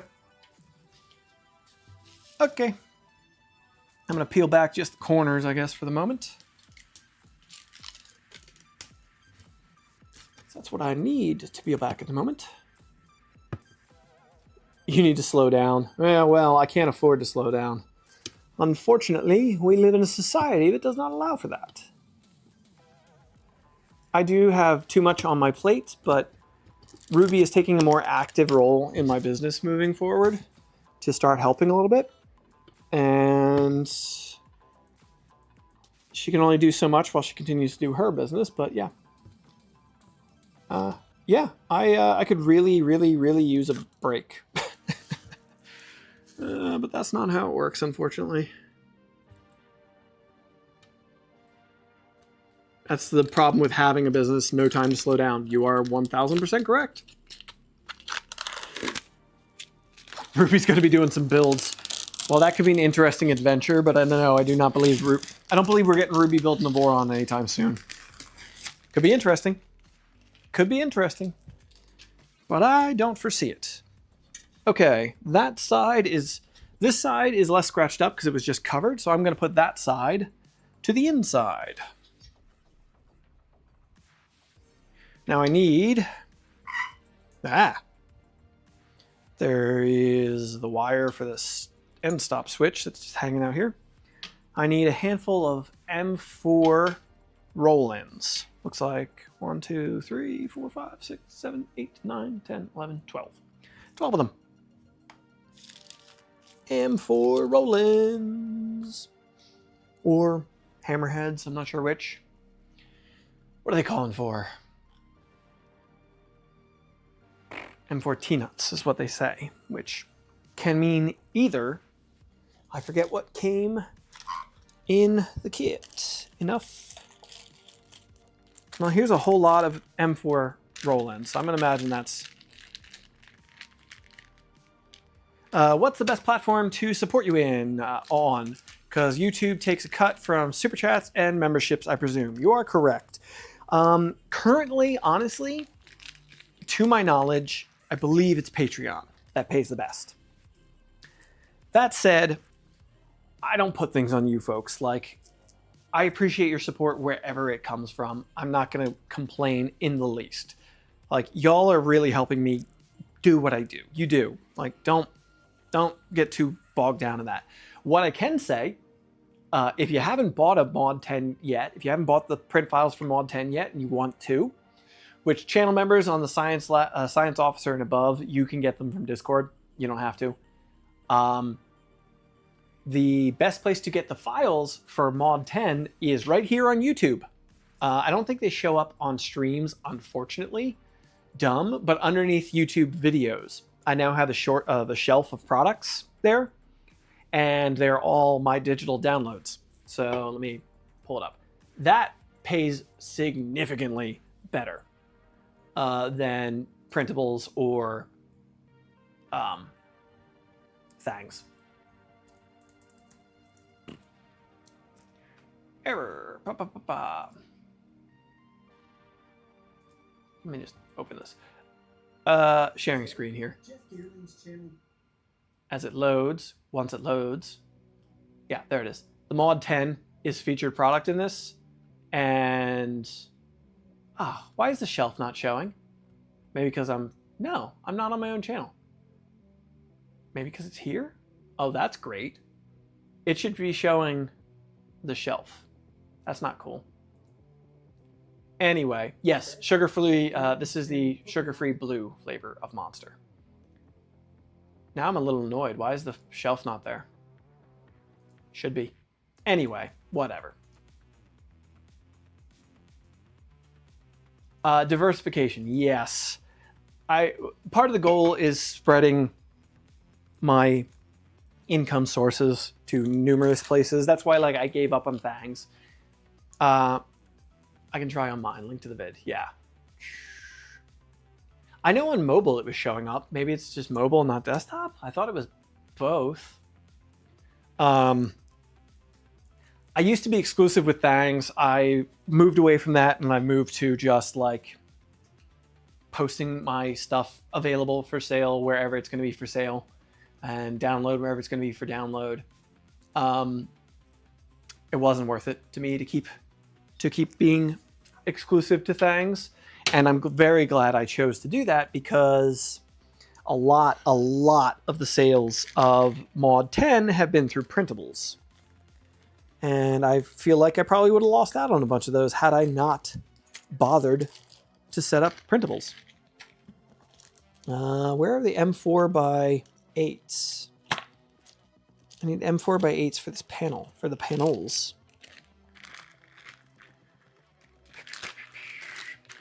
Mandic Labs store. Well, we're working on stuff. We are working on merch and the desk mat. I don't know. I didn't mention it yet on this stream, but the Mandic Labs, Mandic Relay desk mat is a thing. Got my doodle background design on it. Thangs is gamified too. Yeah, Thangs is gamified, which, goes both ways.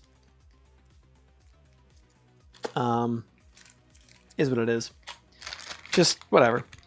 I've moved away from exclusive with Thangs, and now my stuff is available where it's available, which is everywhere, as best as I can do. It's on, like, Mod 10 is on Cults 3D, Thangs, printables, Fourth Wall, which is how it's integrated into YouTube. Not on Yegi. I never tried Yegi. Maybe I should put it there. My Mini Factory, maybe.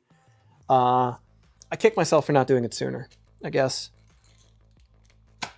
Because I definitely see the interest people have on... there we go. M4 by 8s. Yegi's an aggregator. Yeah, that's what I thought.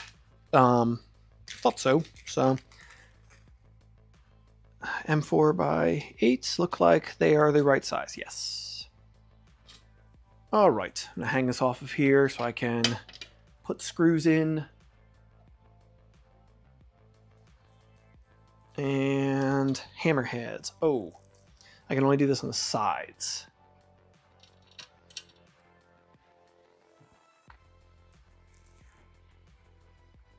My Mini Factory puts pressure on people to put new models up. Yeah, and that's part of the problem of like I tried doing the models, my Fabled Creature series. For some reason, I have more sales on Cults than other places. I think there's a reason for that. My thought on why Cults sells more than other platforms is people going to Cults are more primed to understand and expect sales or purchase. Like, purchasing models on Cults is more common than it is on printables, Thangs, etc. Those, so when people are going there, they're more open to buying something, is my assumption on the phenomenon.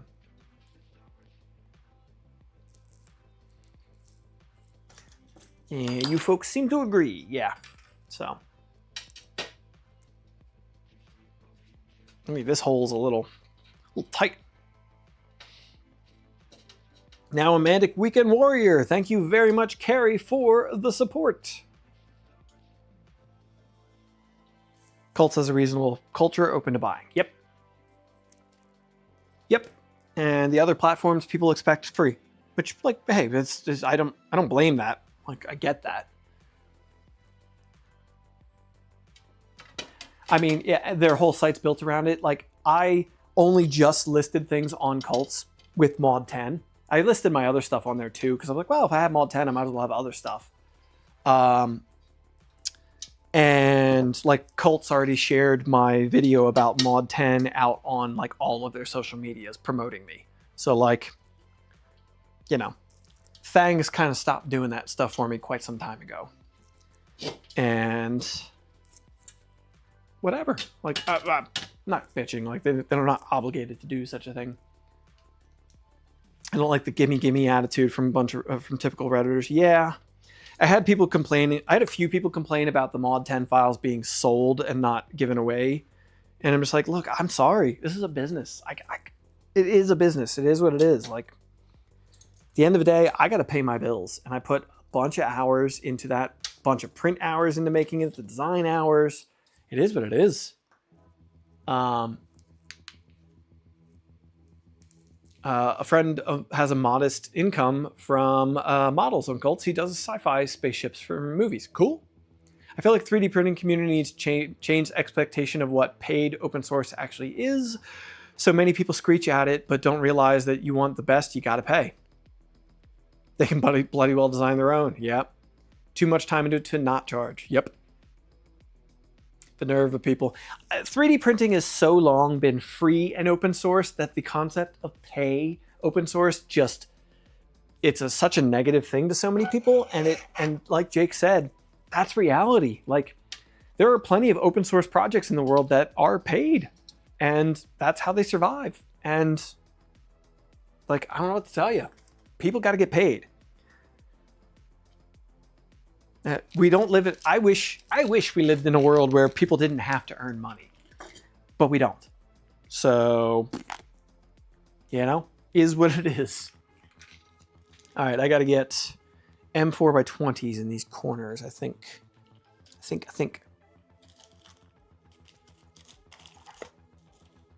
M4x20, yeah. Anyway, somebody asked about the mat, the desk mat. Desk mats are not available yet. This was the first sample. They are in the works. I'm not thrilled with the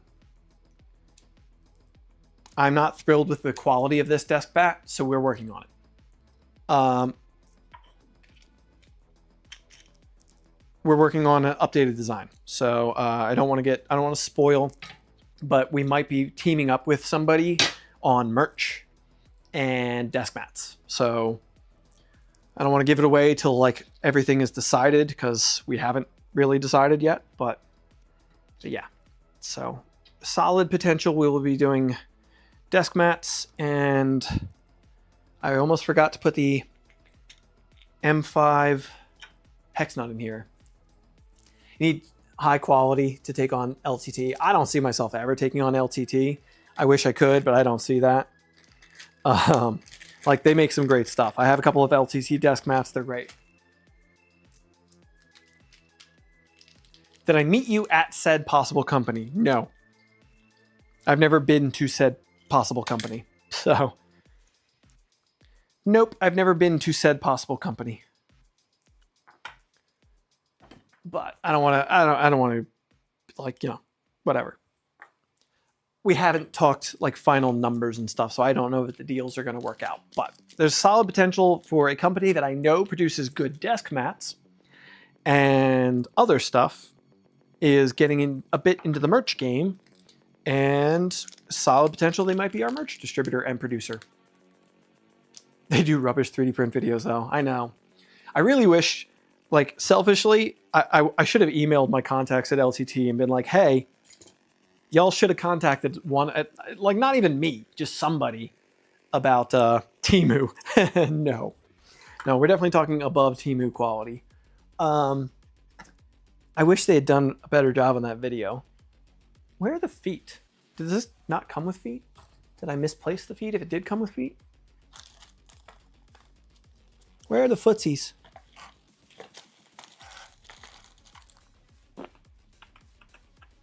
I don't see any feet. I probably misplaced them. I feel like I've seen them.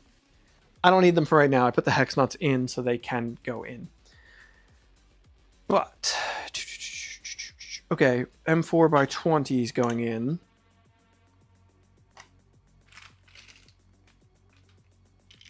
each corner. Open source isn't free. It's about investing in the technology for the common good. Yeah. That LTT video was fine. It was fine. It was fine. You know, as an enthusiast, I would have liked to have seen an enthusiast perspective in there just for the fun of it. And also selfishly, of course, because I'd be like, well, you have my email. You could have reached out. But like, I get it. We're like, being enthusiasts makes us into just a different world.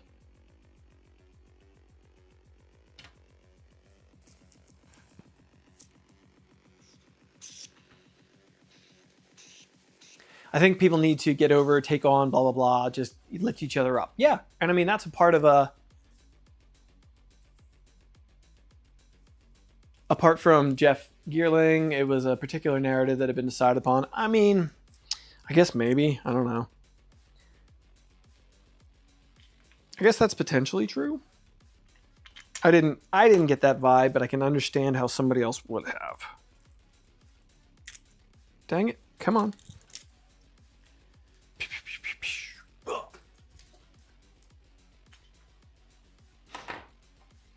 It is nice to see Linus get into something new. I mean, especially like I really liked the perspective of his kids. Like, absolutely. If somebody comes to me and asks about a 3D printer for their children, I'm 1000% recommending a bamboo machine. No, hands down, no questions asked. That's what I'm recommending. So like, I appreciated that he showed that his kids can like run the bamboo and even go find the models they want to print and send them themselves, paint them themselves, both physically and also in Slicer. Like, that was cool.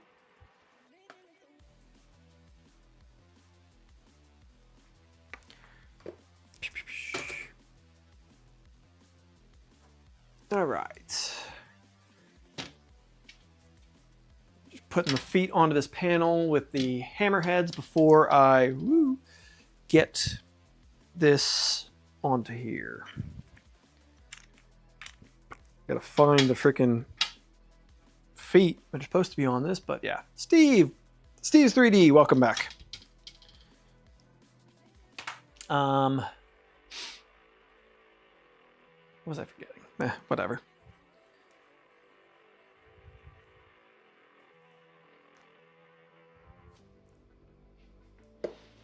Put a little dab of Loctite on each of these.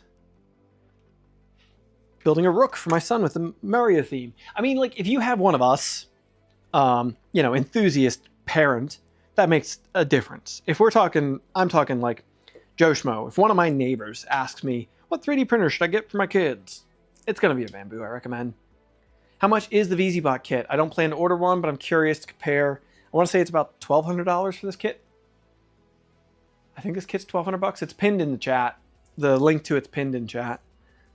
I think it's $1,200. $1,249 kind of seems like a number that's sticking in my head.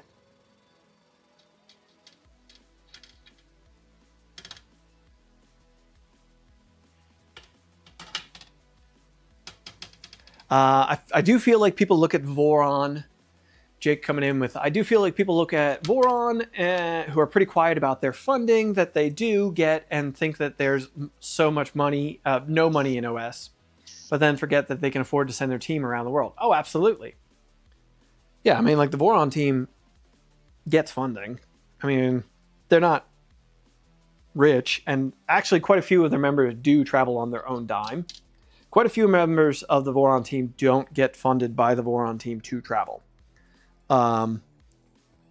So, like, they can't afford to just fly everybody out who is on the team, but 1468 euro. Gotcha. 250 euro shipping. Woof. That's stout. That's stout. They have full-time jobs. Yes, they do all have full-time jobs outside of the Voron team. Nobody is full-time Voron team. Oh, dang it. I'm putting this in here sideways. Whoops.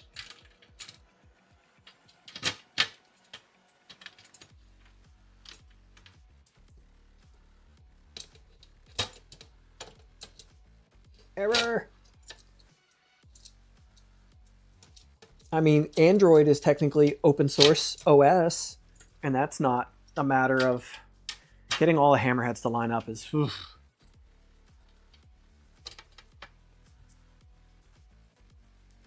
The point is there's money there. Yeah, no, totally, Jake. You're right. You're totally right.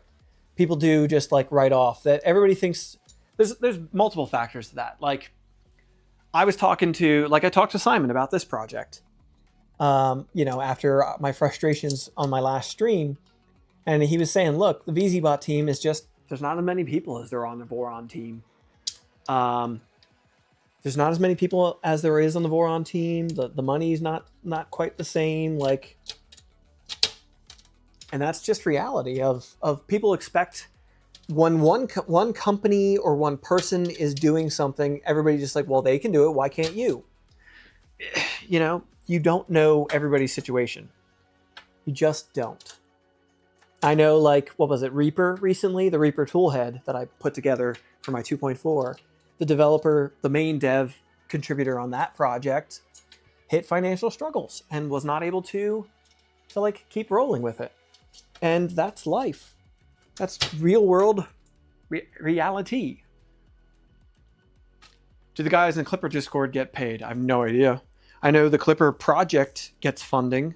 Look at Positron. How many are there other than Nomad? I think Nomad, there's technically only, 3 people on the Positron team? And Nomad's probably not here at this point. I think there's only 3 people on there.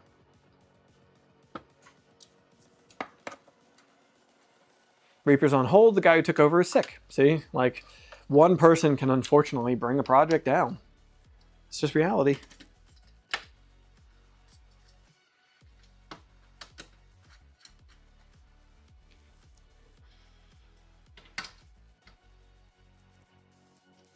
These kits have made projects look like companies. Yep, you're totally right, Carrie. These kits make it seem like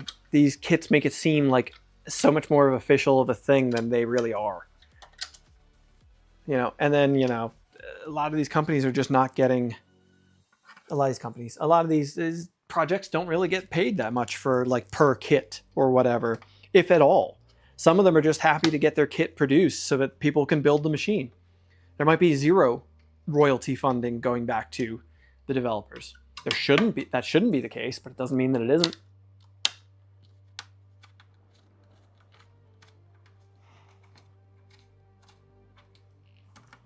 So, I don't know. Nothing's easy. Nothing's freaking easy. I just tightened all of those. I didn't put M5s in the corner. I should have put M5s in the corner. I need the M5 by 25s. M5 by 25. Where are those? The deal we have with LDO is 3%. Is 3%. That's only if they sell and only on some kits. So I mean, like, yeah, there you go. Like 3% on those kits. In the scheme of things, not that much. Not saying it's a bad deal, because you're getting kits out there. You're getting things rolling. Like, it is what it is. It's reality. I developed VZ-bot filament cutter that Mellow and BTG sells. I handed them files for 0 return. Yeah. And I mean, if you can do that, you're willing to do that, awesome. It just, not everybody can, unfortunately. I wish I could just design, and put things out there. I do. Started as an easier way to store stuff, not as a finished product. Yeah.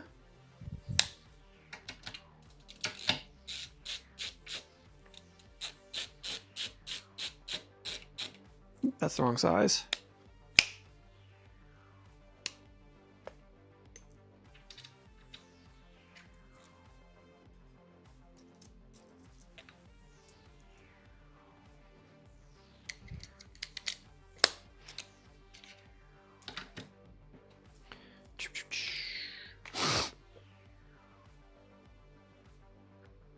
All right.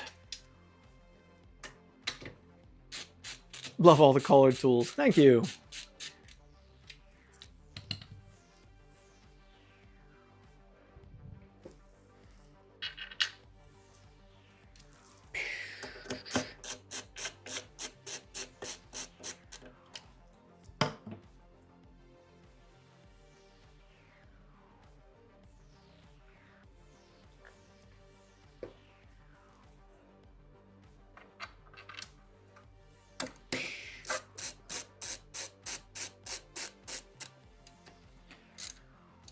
Yeah, full projects are hard in that like you don't just have, there's numerous levels to it. Like, you know, you get whatever percent per kit that sells. Great. But then does that really offset support costs, development costs, integration hell? And yeah, like continued development. Like there's so many factors to this stuff that just, it's not easy. Not easy. I don't envy anybody trying to make it work. I full well know the pain.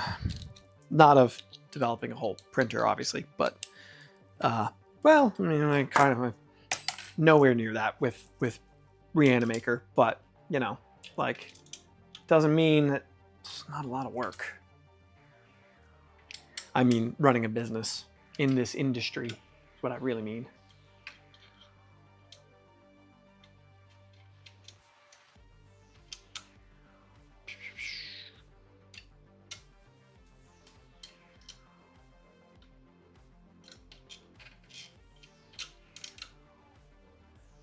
I want to make VZ-Bot thrive again, so it was an easy pass for, I mean, and more power to you. Awesome.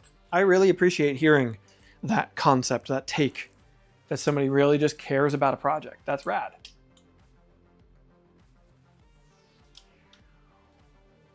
That is rad.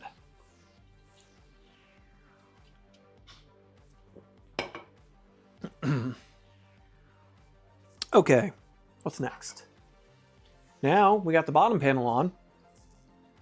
Bottom panel with printed feet. I don't have the rubber feet in here yet.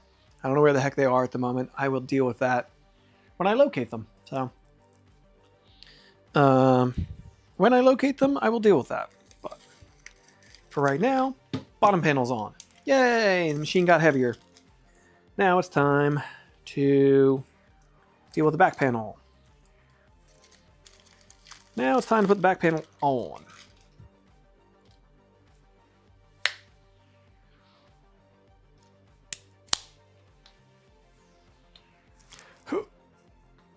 Oh god, this thing is getting heavy. Steve is right. This thing is getting pretty heavy as we go here.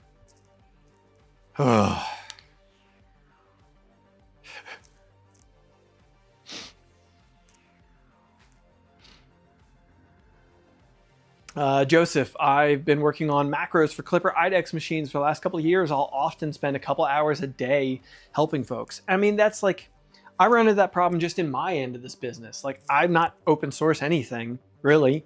I put some of my designs out there under open source licenses, but that's all. And I constantly have people asking for support help with their machines, their projects, their things. And like, I wish I could do it. I really do, but I just can't. I would spend hours a day doing that stuff if I did. Connect power to test Clipper. We haven't even installed Clipper yet, so I'm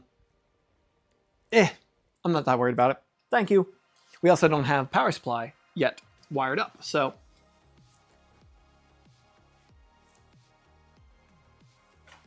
a lot of times it isn't the work going into the project, but the support around it. Absolutely true. 1000% true. Support is such a big part of the puzzle.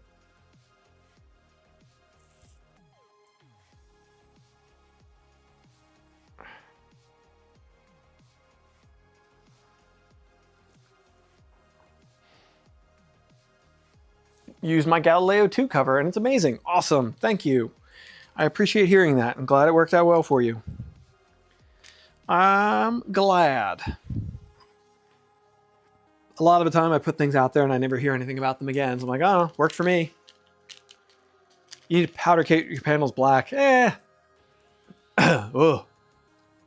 Don't do a mod bot and punch the power supply. Oh, I missed that. So, okay, back panel now. Whoop, wrong one. This one. Back panel. It looks like it's just more M3 by, or M4 by 8.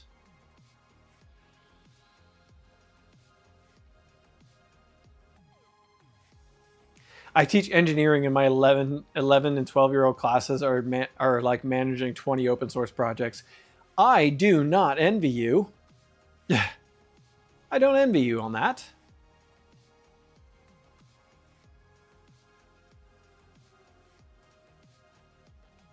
All right, I'm just trying to look at like what I might have to open up the CAD. I think I'm gonna have to open CAD to figure out what I'm missing here from.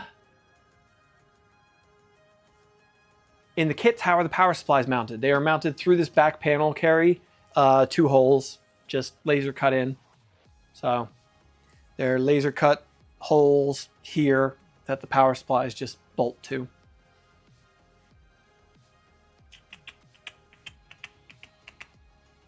All right, CAD time. I'm gonna open up the CAD quick because I want to figure out what I'm missing, what I need, where I need to put screws. Because there's so many extra screws in this that I don't fully understand. Screw holes. But I don't understand what I'm missing. It feels like there's like an excess of holes right now.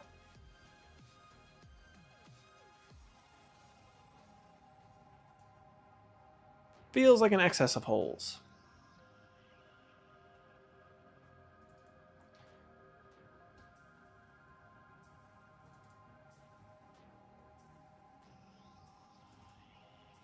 Opening CAD.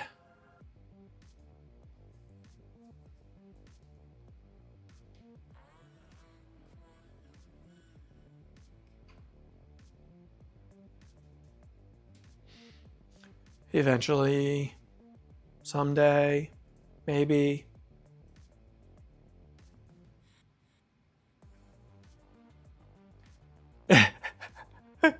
Jake, when you asked if Down Under Maker is in the UK, my immediate thought was, let's see if it clicks. Let's see if this clicks. Okay, bright screen warning coming in, folks. Sorry, bright screen warning coming in. Looking at CAD. Oh, right. Okay, so we get the... All right, so we've got 2 holes there for the closeout panels. 1, 2. All right. I don't see what all of these up here are for. What's with all the holes in the top?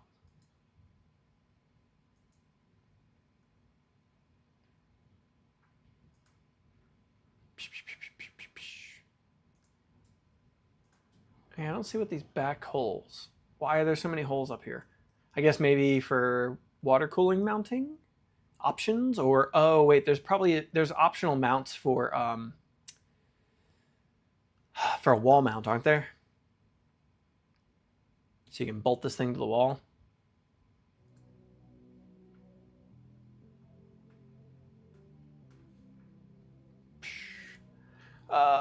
It shakes a lot, yeah. Aluminum plate structure and wall mounting, yeah, okay. Do you see the new orbiter nozzle? It's supposed to be better than CHT nozzle. I have not seen an orbiter nozzle. Is it like a spiral? I have not seen a new nozzle. Nope.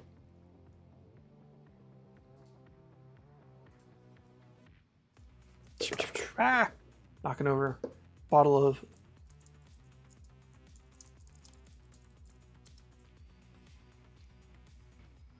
Yeah, and hard part is searching for orbiter just brings up orbiter extruders, so I don't know how to search for that. But, oh, it's from the orbiter project. Okay.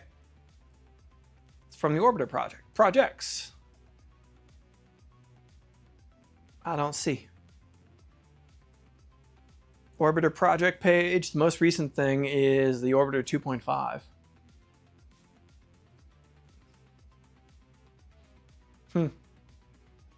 Yeah, I don't see it. I mean, in the current project stuff. It's on his YT website. Okay. I don't see it on this website. I don't know if he has another one. Probably.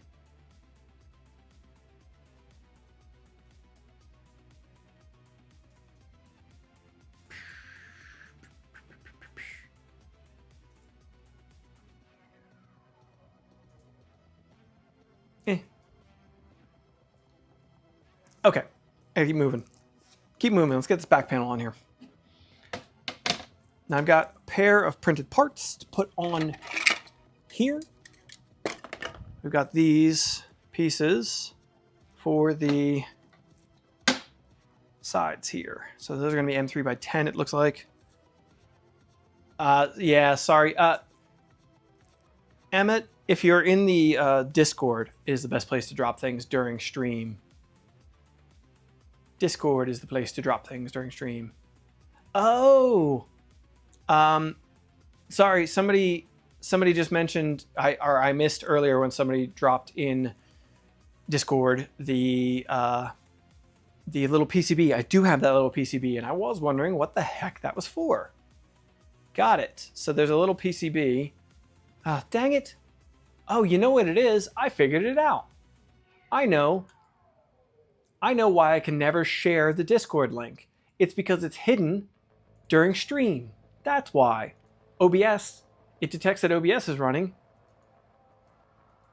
I know, gotta keep moving 3 hours later. There's the Discord link. So you can share that link in the live chat supplemental. But somebody noted I do have this little PCB.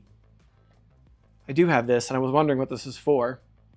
So there's a little PCB that plugs into this board, gets 5-volt power from the CAN port on the Spider board, and then supplies USB power to the Pi.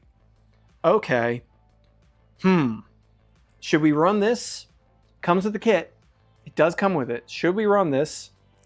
Or should we run the dedicated 5-volt power supply? What do you folks think?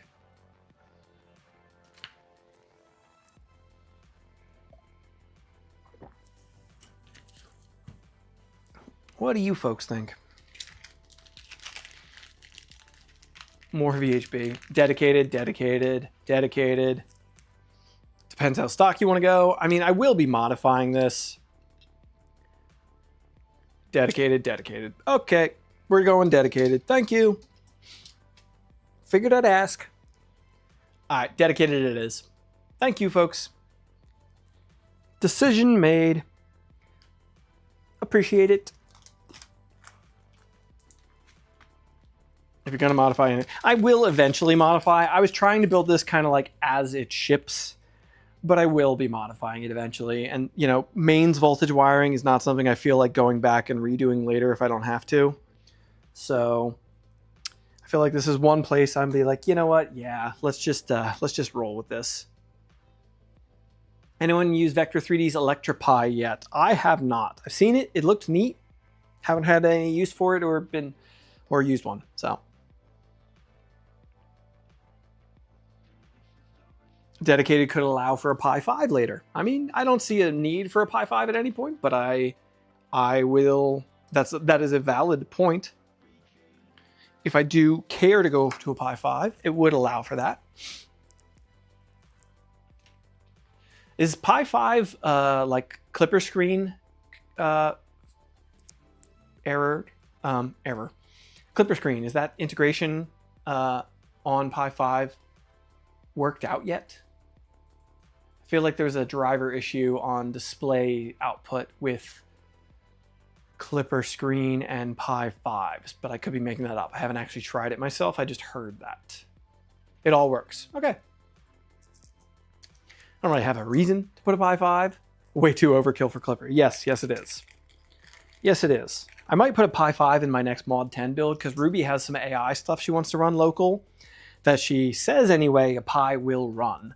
So I might set her up with a Pi 5 and like a Raspbian instance she can run. Has USB bandwidth issues. Okay.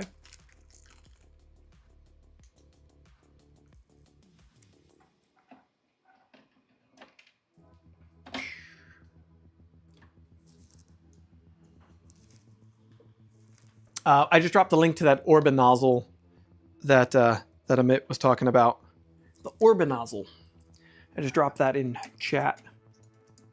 Haven't watched it yet, but, well, hey, we can watch it together. Kind of.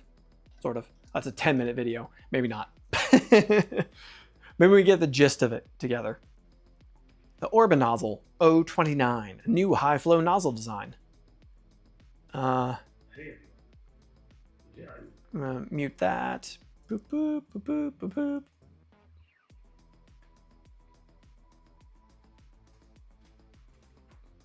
Error. Too much to watch on stream. Too much. Okay, but there it is. It exists. It exists.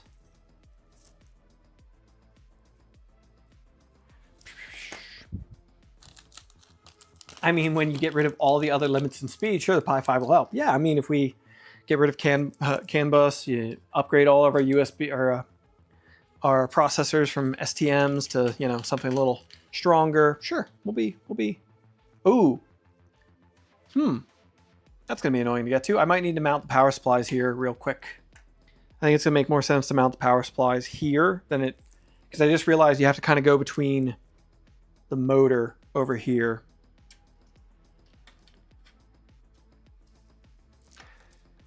Rock 5 stuff is most interesting. The problem for me is all the Rock Pi and all these other brands that have Pi alternatives is software support. You know, like if it's not a regular Raspberry Pi, eventually your OS is no longer keeping up with what will work with Clipper.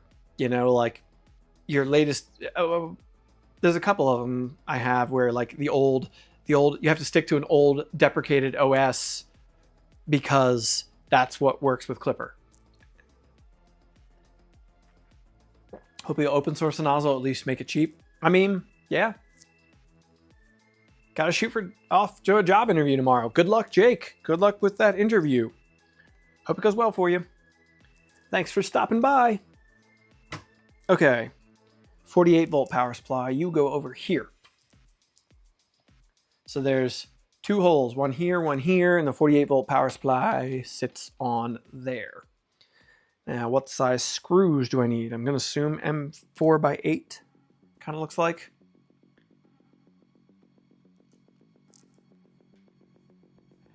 I have a BTT in my Zero. I fear updating it, and I'm a Linux admin engineer.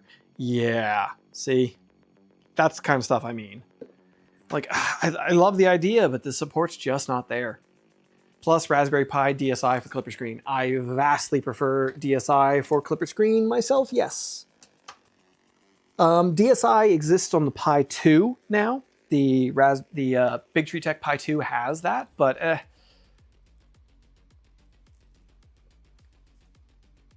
it's cost BTT a wad of cash to get the images updated for CB1 and CB2. Yeah, I believe that.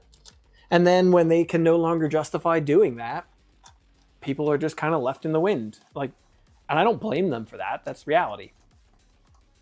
Like, I don't blame them in the least.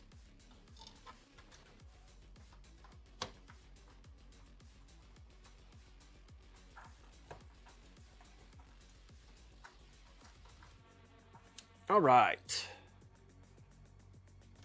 Boy, that one's going to be a pain to get a screw into.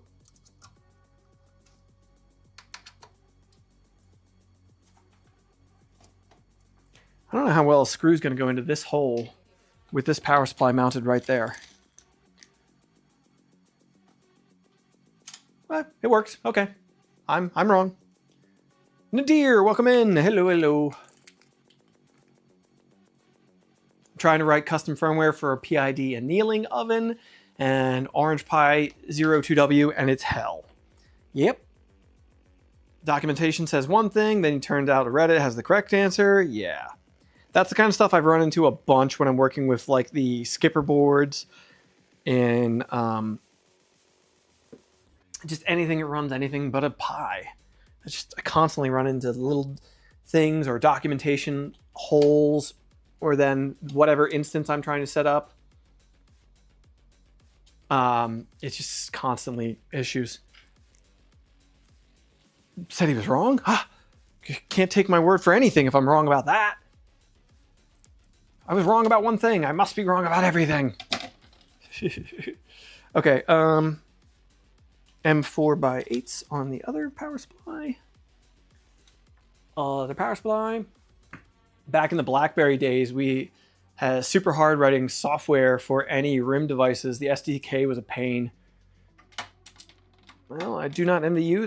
I miss my BlackBerry, but I'm sure that's nostalgia saying that. But I'm sure that is nostalgia.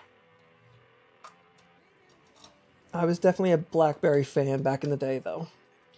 I ran BlackBerries for a long time. I held off when Android came around. I was like, nah, I'm sticking with BlackBerry. And I finally gave in and got like a Razor something. I forget what. Sliver? I think it was like the Razor Sliver. It was the one that was like a candy bar, small candy bar. Or was it a flip? I forget if it was a flip. I forget.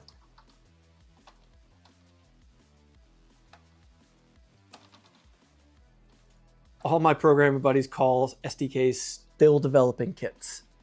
Yeah, that makes sense. Okay. Power supply on. Power supply on.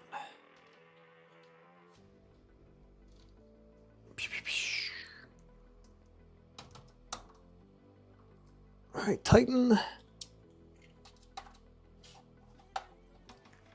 Tighten. Cool. Okay. So our power supplies are mounted. Just got to put a few more M4s and hammerheads in so we can attach this back panel. Just a few more.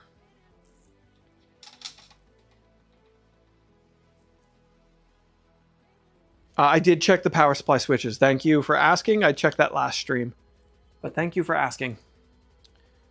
Yes, then they were both set to 230 volts, so it was a good thing I did. Nice symmetry at least. Yeah, I mean, it's kind of silly, but it does look nice, and it closes out the electronics box. Using these as side panels in the electronics box, it's not a bad idea. Unnecessary, probably, but not a bad idea. They're there. Why not?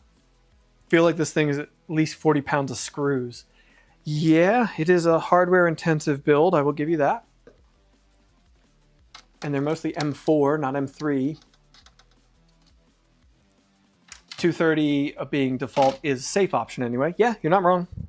You know, it's not going to blow up if you plug a 230 volt power supply into a US outlet. It's just going to go, what are you doing? Stop that. Or worse yet, turn on and just be like, yeah, cool, you're only getting half power. Been there, done that. Been there, done that. Put the electronics on the back of my Merc 1. I started down that path and then I just gave up and put them in the default location of a Merc 1. And I kind of like where it landed, so I started considering putting them on the bottom or the back. Okay. I think we are ready to... Oh, wait, there's a couple of... Okay, there's a couple of inserts that actually tie to this gantry piece too. I might as well use those because they're going to maybe provide just the ever so slightest bit more rigidity to the structure. Why not?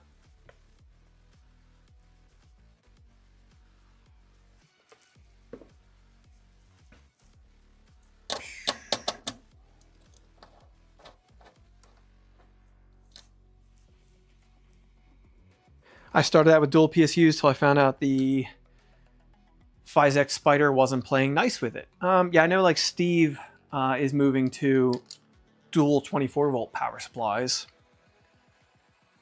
I considered swapping these out for one of the flex powers, but again, I wanted to build the kit as is, and it came with a 48 volt power supply, so meh. I don't have any plans to change that. If I need to, I'll change the motors to something that'll play a little nicer with 48 volts. I've never used thread locker on T-nuts on my build. Is that recommended? I do it just because I don't want things to rattle loose. Whether or not it's recommended, I don't have an answer for you. Didn't even bother to check. It's just something I do. All right. Now we just gotta get all of those T-nuts to line up and drop in at the same time. Yay. Oh, I missed the T-nut over here, actually. I just spotted one I missed. Do you know why Steve wants to get rid of 48 volts? He's got a lot of really bad VFAs. He's having really bad VFAs on his printer, and he believes it is down to the superpower motors running at 48 volts, which I have heard more than once from folks.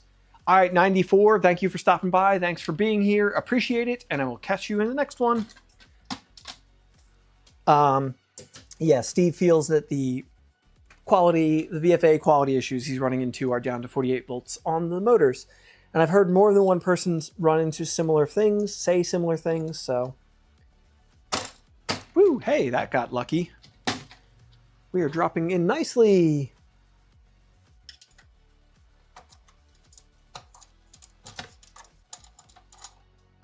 All right, we're held up by 1 or 2 in the middle, I think. Barely. What's holding us up?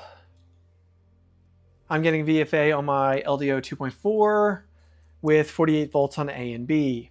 Yep. For 4 motor on Core XY, anything above 24 volt even worth it? I don't know. I was planning on 48 volt motors on my 2.4. I'm going to be doing a whole video comparing 24 volt and 48 volt on my 2.4 soon. That's one of the videos I want to get to on this channel in the not too distant future. So hopefully I get to it sooner rather than later. I'd hope to have it done already. Come on. Why? There we go. Dropped in. Boom. If I print fast, they go away. 200 millimeters. Yeah. Are you, Jack? What motors are you running? You running the 2004s, the stock LDO 2.4 motors?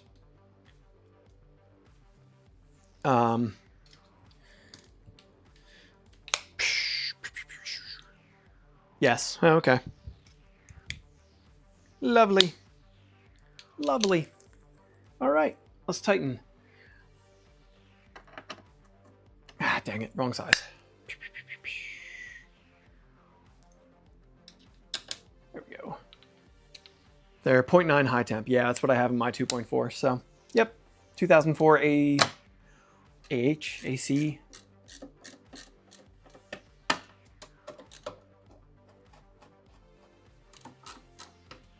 All right.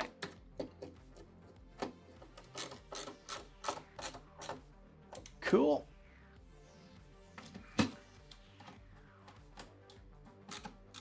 Same with bamboos. If you go below 100, you get VFAs. Well, Core XY in general can have a bit of that effect. Lower speed, like you can get introducing some artifacts since you got 2 motors driving things. VRN, yeah, that's just the Voron branded version of the 2004s. Yep, that's what's in. That is the stock 2.4 motor from LDO. And what I have in my 2.4. What's a good current to run them at 24 volts? I forget. I think I run mine at 1.3 amps, I want to say. I think I run mine at 1.3. Maybe it's 1.5. I would have to fire it up and look at the config. It's been too long. I haven't run the thing in so darn long. I don't remember. 1.6. Sounds possible. Sounds plausible that that's default. I don't remember. All right. Come on. Come on. All right. Electronics panel, 1.2 gigawatts.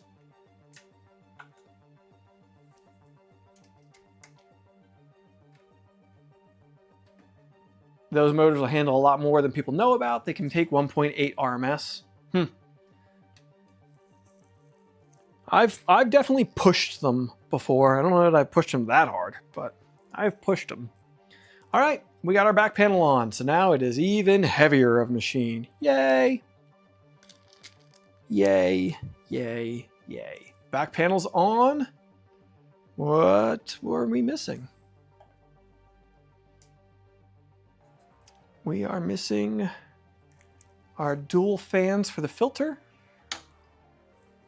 Our 60 millimeter fans for the filter.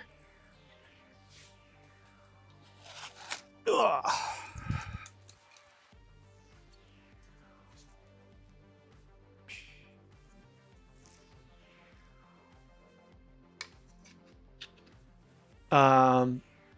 Oh, it's printed mouse that can handle it. Well, I've got CNC. CPAP as always. Yeah, we can get to the CPAP too. Okay, so these fans go here, and now default, they both blow outward. As I said, with my design, one will blow inward, one will blow outward. So that's the way my design is set up. One in, one out. Well, these, how far do these reach? Plenty far. So you're going that way. Can you reach if we go that way? Maybe just. Not quite. If you go that way. Just trying to avoid this hole here where some wiring passed through.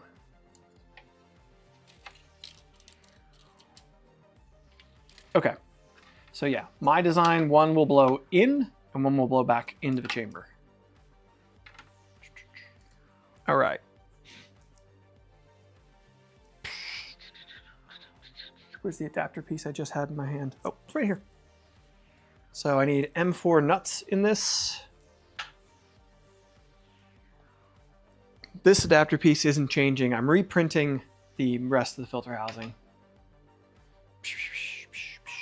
But that is not changing. Where are the M4 hex nuts from this kit? There they are. M4 hex nuts.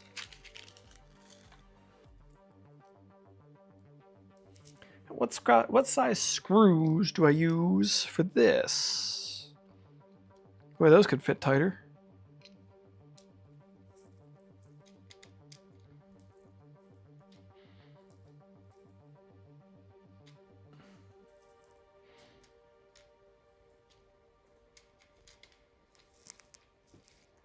All right, open up the, let's go back to the instructions.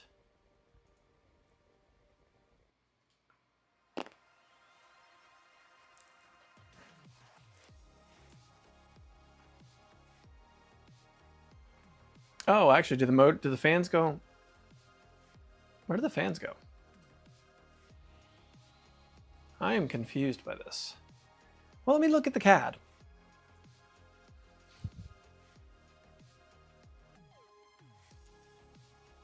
Oh, okay.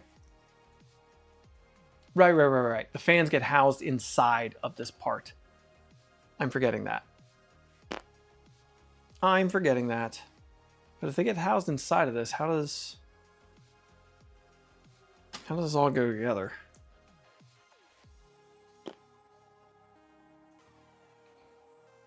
In the other parts. That might be my bad on my mod. Did I miss the original mounting? Probably. Yeah, because that's not how they show the original mounting.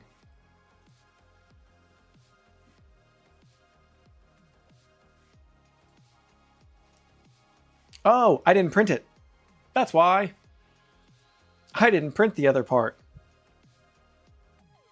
So, sorry, I'm going to switch CAD here. Switch view. Bright screen. What I'm missing is this piece. I didn't print this piece, I don't think. I printed this piece, but not this piece.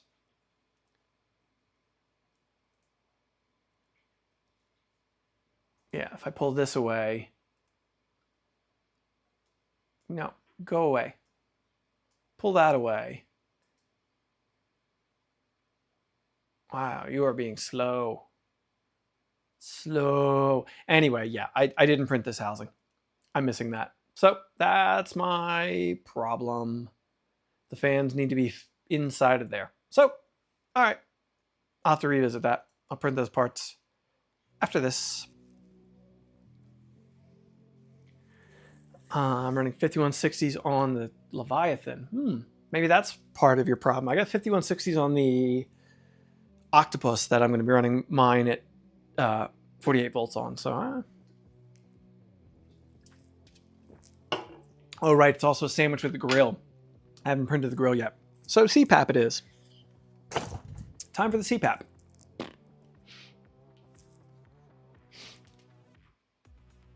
The part you had goes on the other side with the grill. Maybe? I don't think so. Maybe. I could be wrong. No. It's on the... It's still on the side. I changed some things. So I'm just missing the one part that I forgot to print. I printed the parts that I modified, but I didn't modify the fan housing. So that's the housing the fans actually fit into. So I forgot to print it because I didn't modify it. Okay, CPAP time. I haven't seen them talk about mounting the CPAP at all in the instructions. Nope. Side panels, RSCS. Whole lot of nothing on CPAP I don't see. I don't think.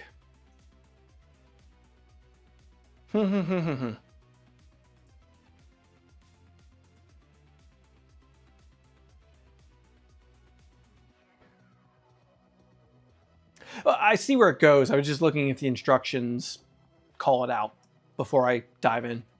That's all. I was just looking if instructions... Oh, the instructions don't show it. Yep. Instructions don't show it. So, that's why. Okay. All right. We're just going to mount it blind. We can do that. I knew somebody who did that before. All right, let me grab out the mount pieces for it. The mount piece. There's a gasket I made. And the filter. It was later add-on, yeah. So. All right, muffler, that's it. That's the word I was looking for, thank you. All right, I'm gonna grab CAD again. Bump it to the side here so we can use CAD as reference.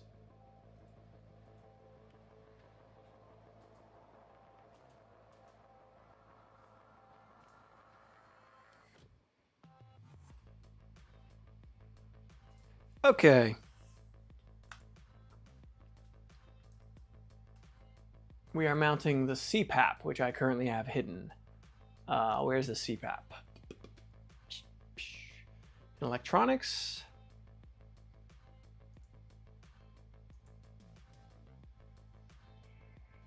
CPAP at least quadruples my wife's rage risk. Fair.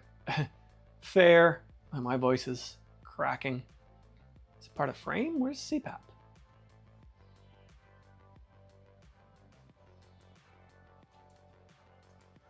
Maybe in this back electronics section? Yeah.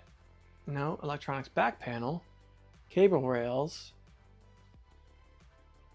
CPAP muffler. Oh, I'm hiding things inside of that. That's why. There we go. Okay, cool.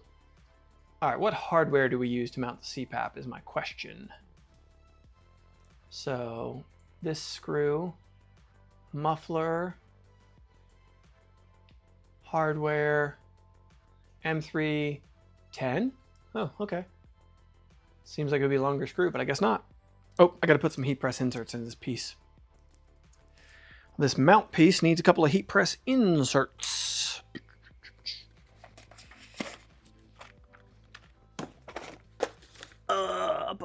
Heat press, heat press, heat press. I've got the kit so mixed up at this point that I don't see, that I'm not sure where the heat press inserts that came with it are. So I'm just going to use my typical one, my supply. Change out tip from a soldering tip to the heat press tip.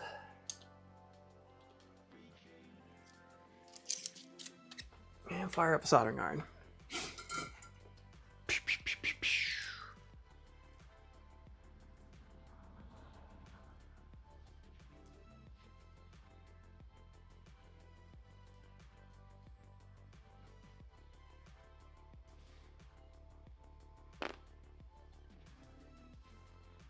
All right. Waiting on the soldering iron to heat up so we can press in inserts. Then we can get this mounted.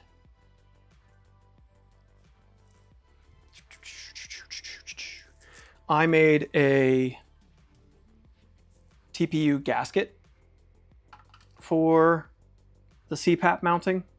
So the CPAP mount to isolate it a little bit from the back panel and to seal the inlet to the CPAP to the panel so that it draws through the filter exclusively. There's no gap, hopefully, around that. So that is the goal. Let me pull this up here so you can see what I'm doing. I really want to get one of those Frax arms. I've got to build one of those. I got to build one of those Frax arms. This is the wrong size insert tool, but it's working. Cool. Those are set in there. Thomas, thank you. Welcome in.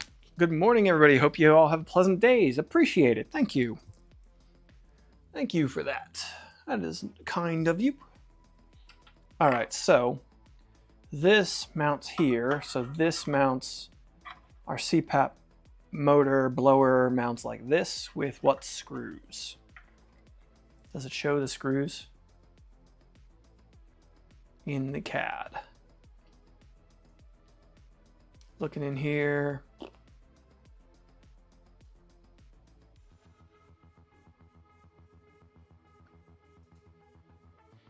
I don't see screw notation. Looks like it's probably like M2 or M2.5. Screws, we do have a couple of those here. Let me check.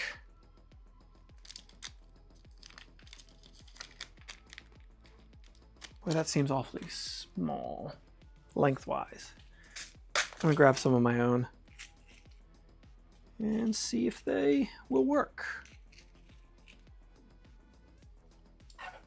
Screws. Let's see if these are gonna work. Too small. Okay, so it needs to be 2.5. M2 is not gonna cut it. 2.5. So it must be these 2.5 screws. Something like, where did I just put them? There they are.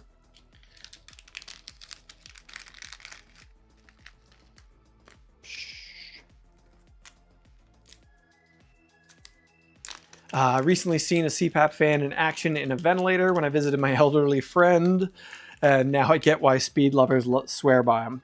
Yep. Pushing air. It's all about pushing air. All right. Screw. Ooh, that's a tight fit through these holes. Sleep with one every night. I, so far, have avoided it. Whether I need one or not, I don't know. Is that a Jigglypuff on your right elbow? No, it's just a little pig. It's a little pig ball. One artist back in Massachusetts did this series of animals in the shape of balls, like beach balls. She just made silly animals in the shape of beach balls, kind of, sort of animal balls. So I got a pig ball because I thought it was cute. Because I stopped getting serious tattoos a long time ago. So I have a pig ball on my right arm.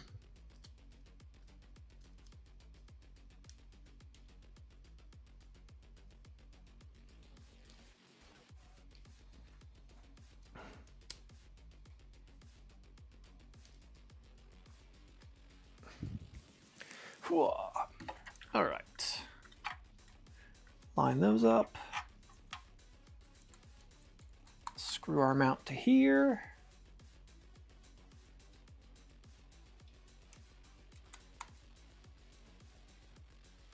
A bacon ball. Sure, bacon ball.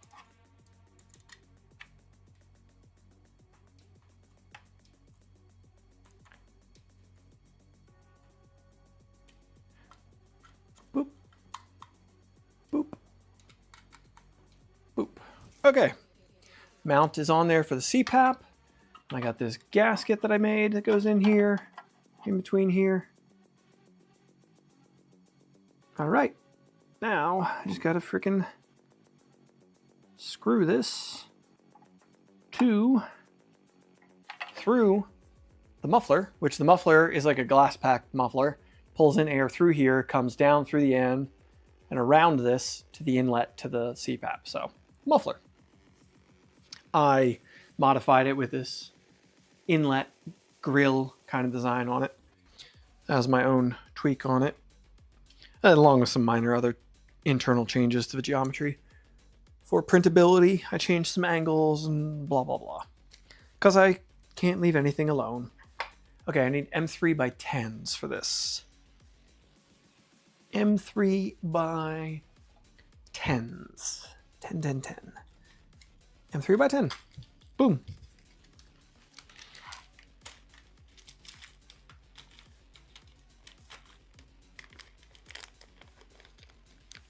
Seems silly for these to be counters or button heads, but it looks like they are.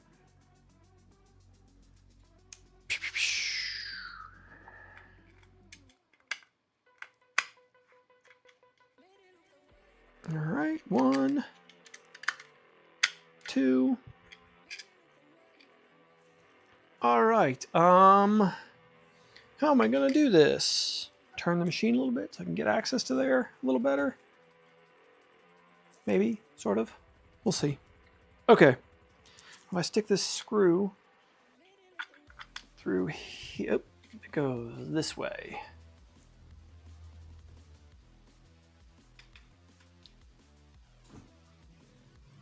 Desk up a little bit, kind of see where I'm at here. Nope. Okay, that actually didn't go too far. All right. Now I want you through this hole. Ooh, I need longer screws. Yep, okay. I need longer screws. Because I changed this design, it needs more like M3 by 12 or M3 by 14, looks like. That's on me. That's on me.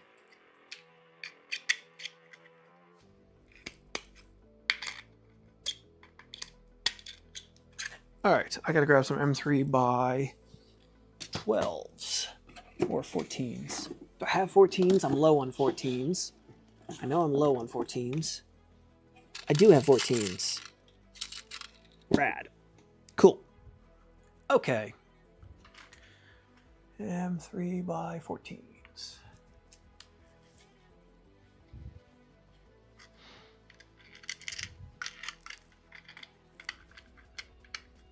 Cool. All right, now this comes up through that hole, through this piece. Rad. Start to thread it in just a hair. 14's as rare as hen's teeth. Yeah, I know. I need to just order. I don't like including 14s in my designs because they're so uncommon in kits and such, but they're such a handy size, unfortunately. All right, there we go. All right, now I'm gonna put a little Loctite on these where they're going into the heat press insert here. Just where they're going into the insert a little bit. Keep them from rattling loose on me. I expect everything on this machine to want to rattle loose. So that's why I'm Loctiting every freaking thing. All right, cool. 12s probably would have worked there, but 14s are gonna get better thread engagement. So that's what I'm using. Cool. And now my TPU printed gasket is sealing. I'll probably loosen this up just a hair, actually. I'm using Loctite, so I can do that.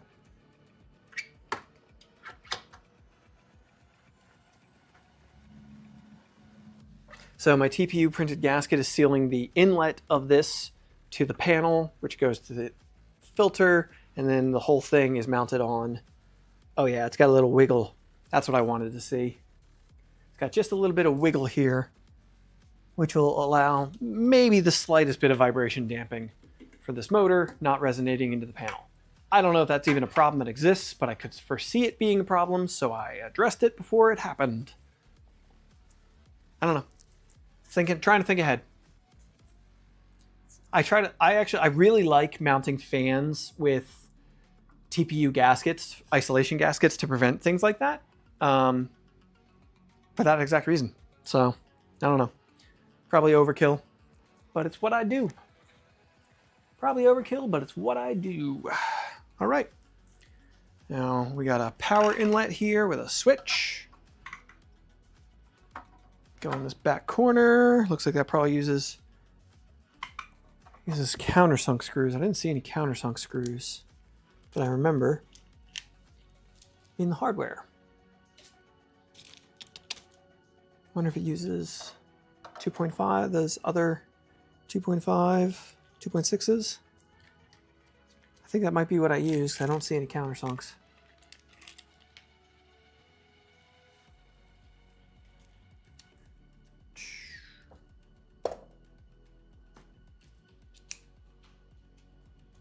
CPAP doesn't have much pressure, it's all volume. Well, hopefully enough.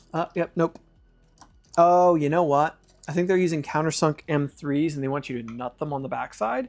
Don't care for that. But here we are.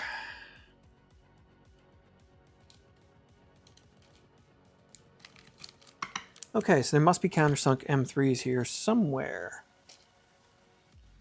for this. M3. Buttonhead M3, flathead M3, M3 regular. Let me just look at the instructions. If it's even calling for those, should be button or countersunk, but it might not even be calling for them.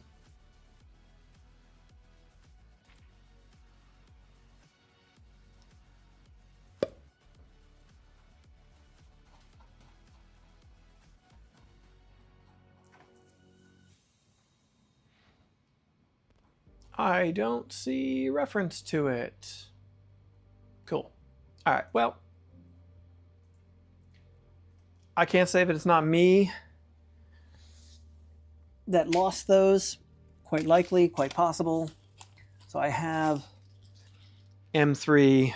Ooh, I don't know if these are going to be long enough. I have countersunk M3s here. Hopefully they're long enough. I know I have more countersunk M3s. They're not long enough. All right, I'm gonna have to find them. So I think that's where we're gonna have to call it for today, folks. We have got not as much progress as I might have hoped to make, but not terrible. We've made progress. I don't know what you're hitting. My desk is hitting something trying to go down. Oh, that spool of filament over there. But we've got electronics box in here, mounted. We got boards mounted. Our CPAP controller board is mounted. CPAP motors mounted. Power supplies are mounted. Our 5-volt power supply, SSR, those terminal blocks for our inlet power over here. I'm feeling good about the direction we're headed here. We are making progress. We're getting there, and we will get there before you know it. So thank you, folks, for joining in. Thanks for hanging out with me. I think that's where we're going to wrap it today. I'm going to adjust the second camera angle real quick for the oh so important outro. She hears me talking and is waking up. What are we talking about, Dad?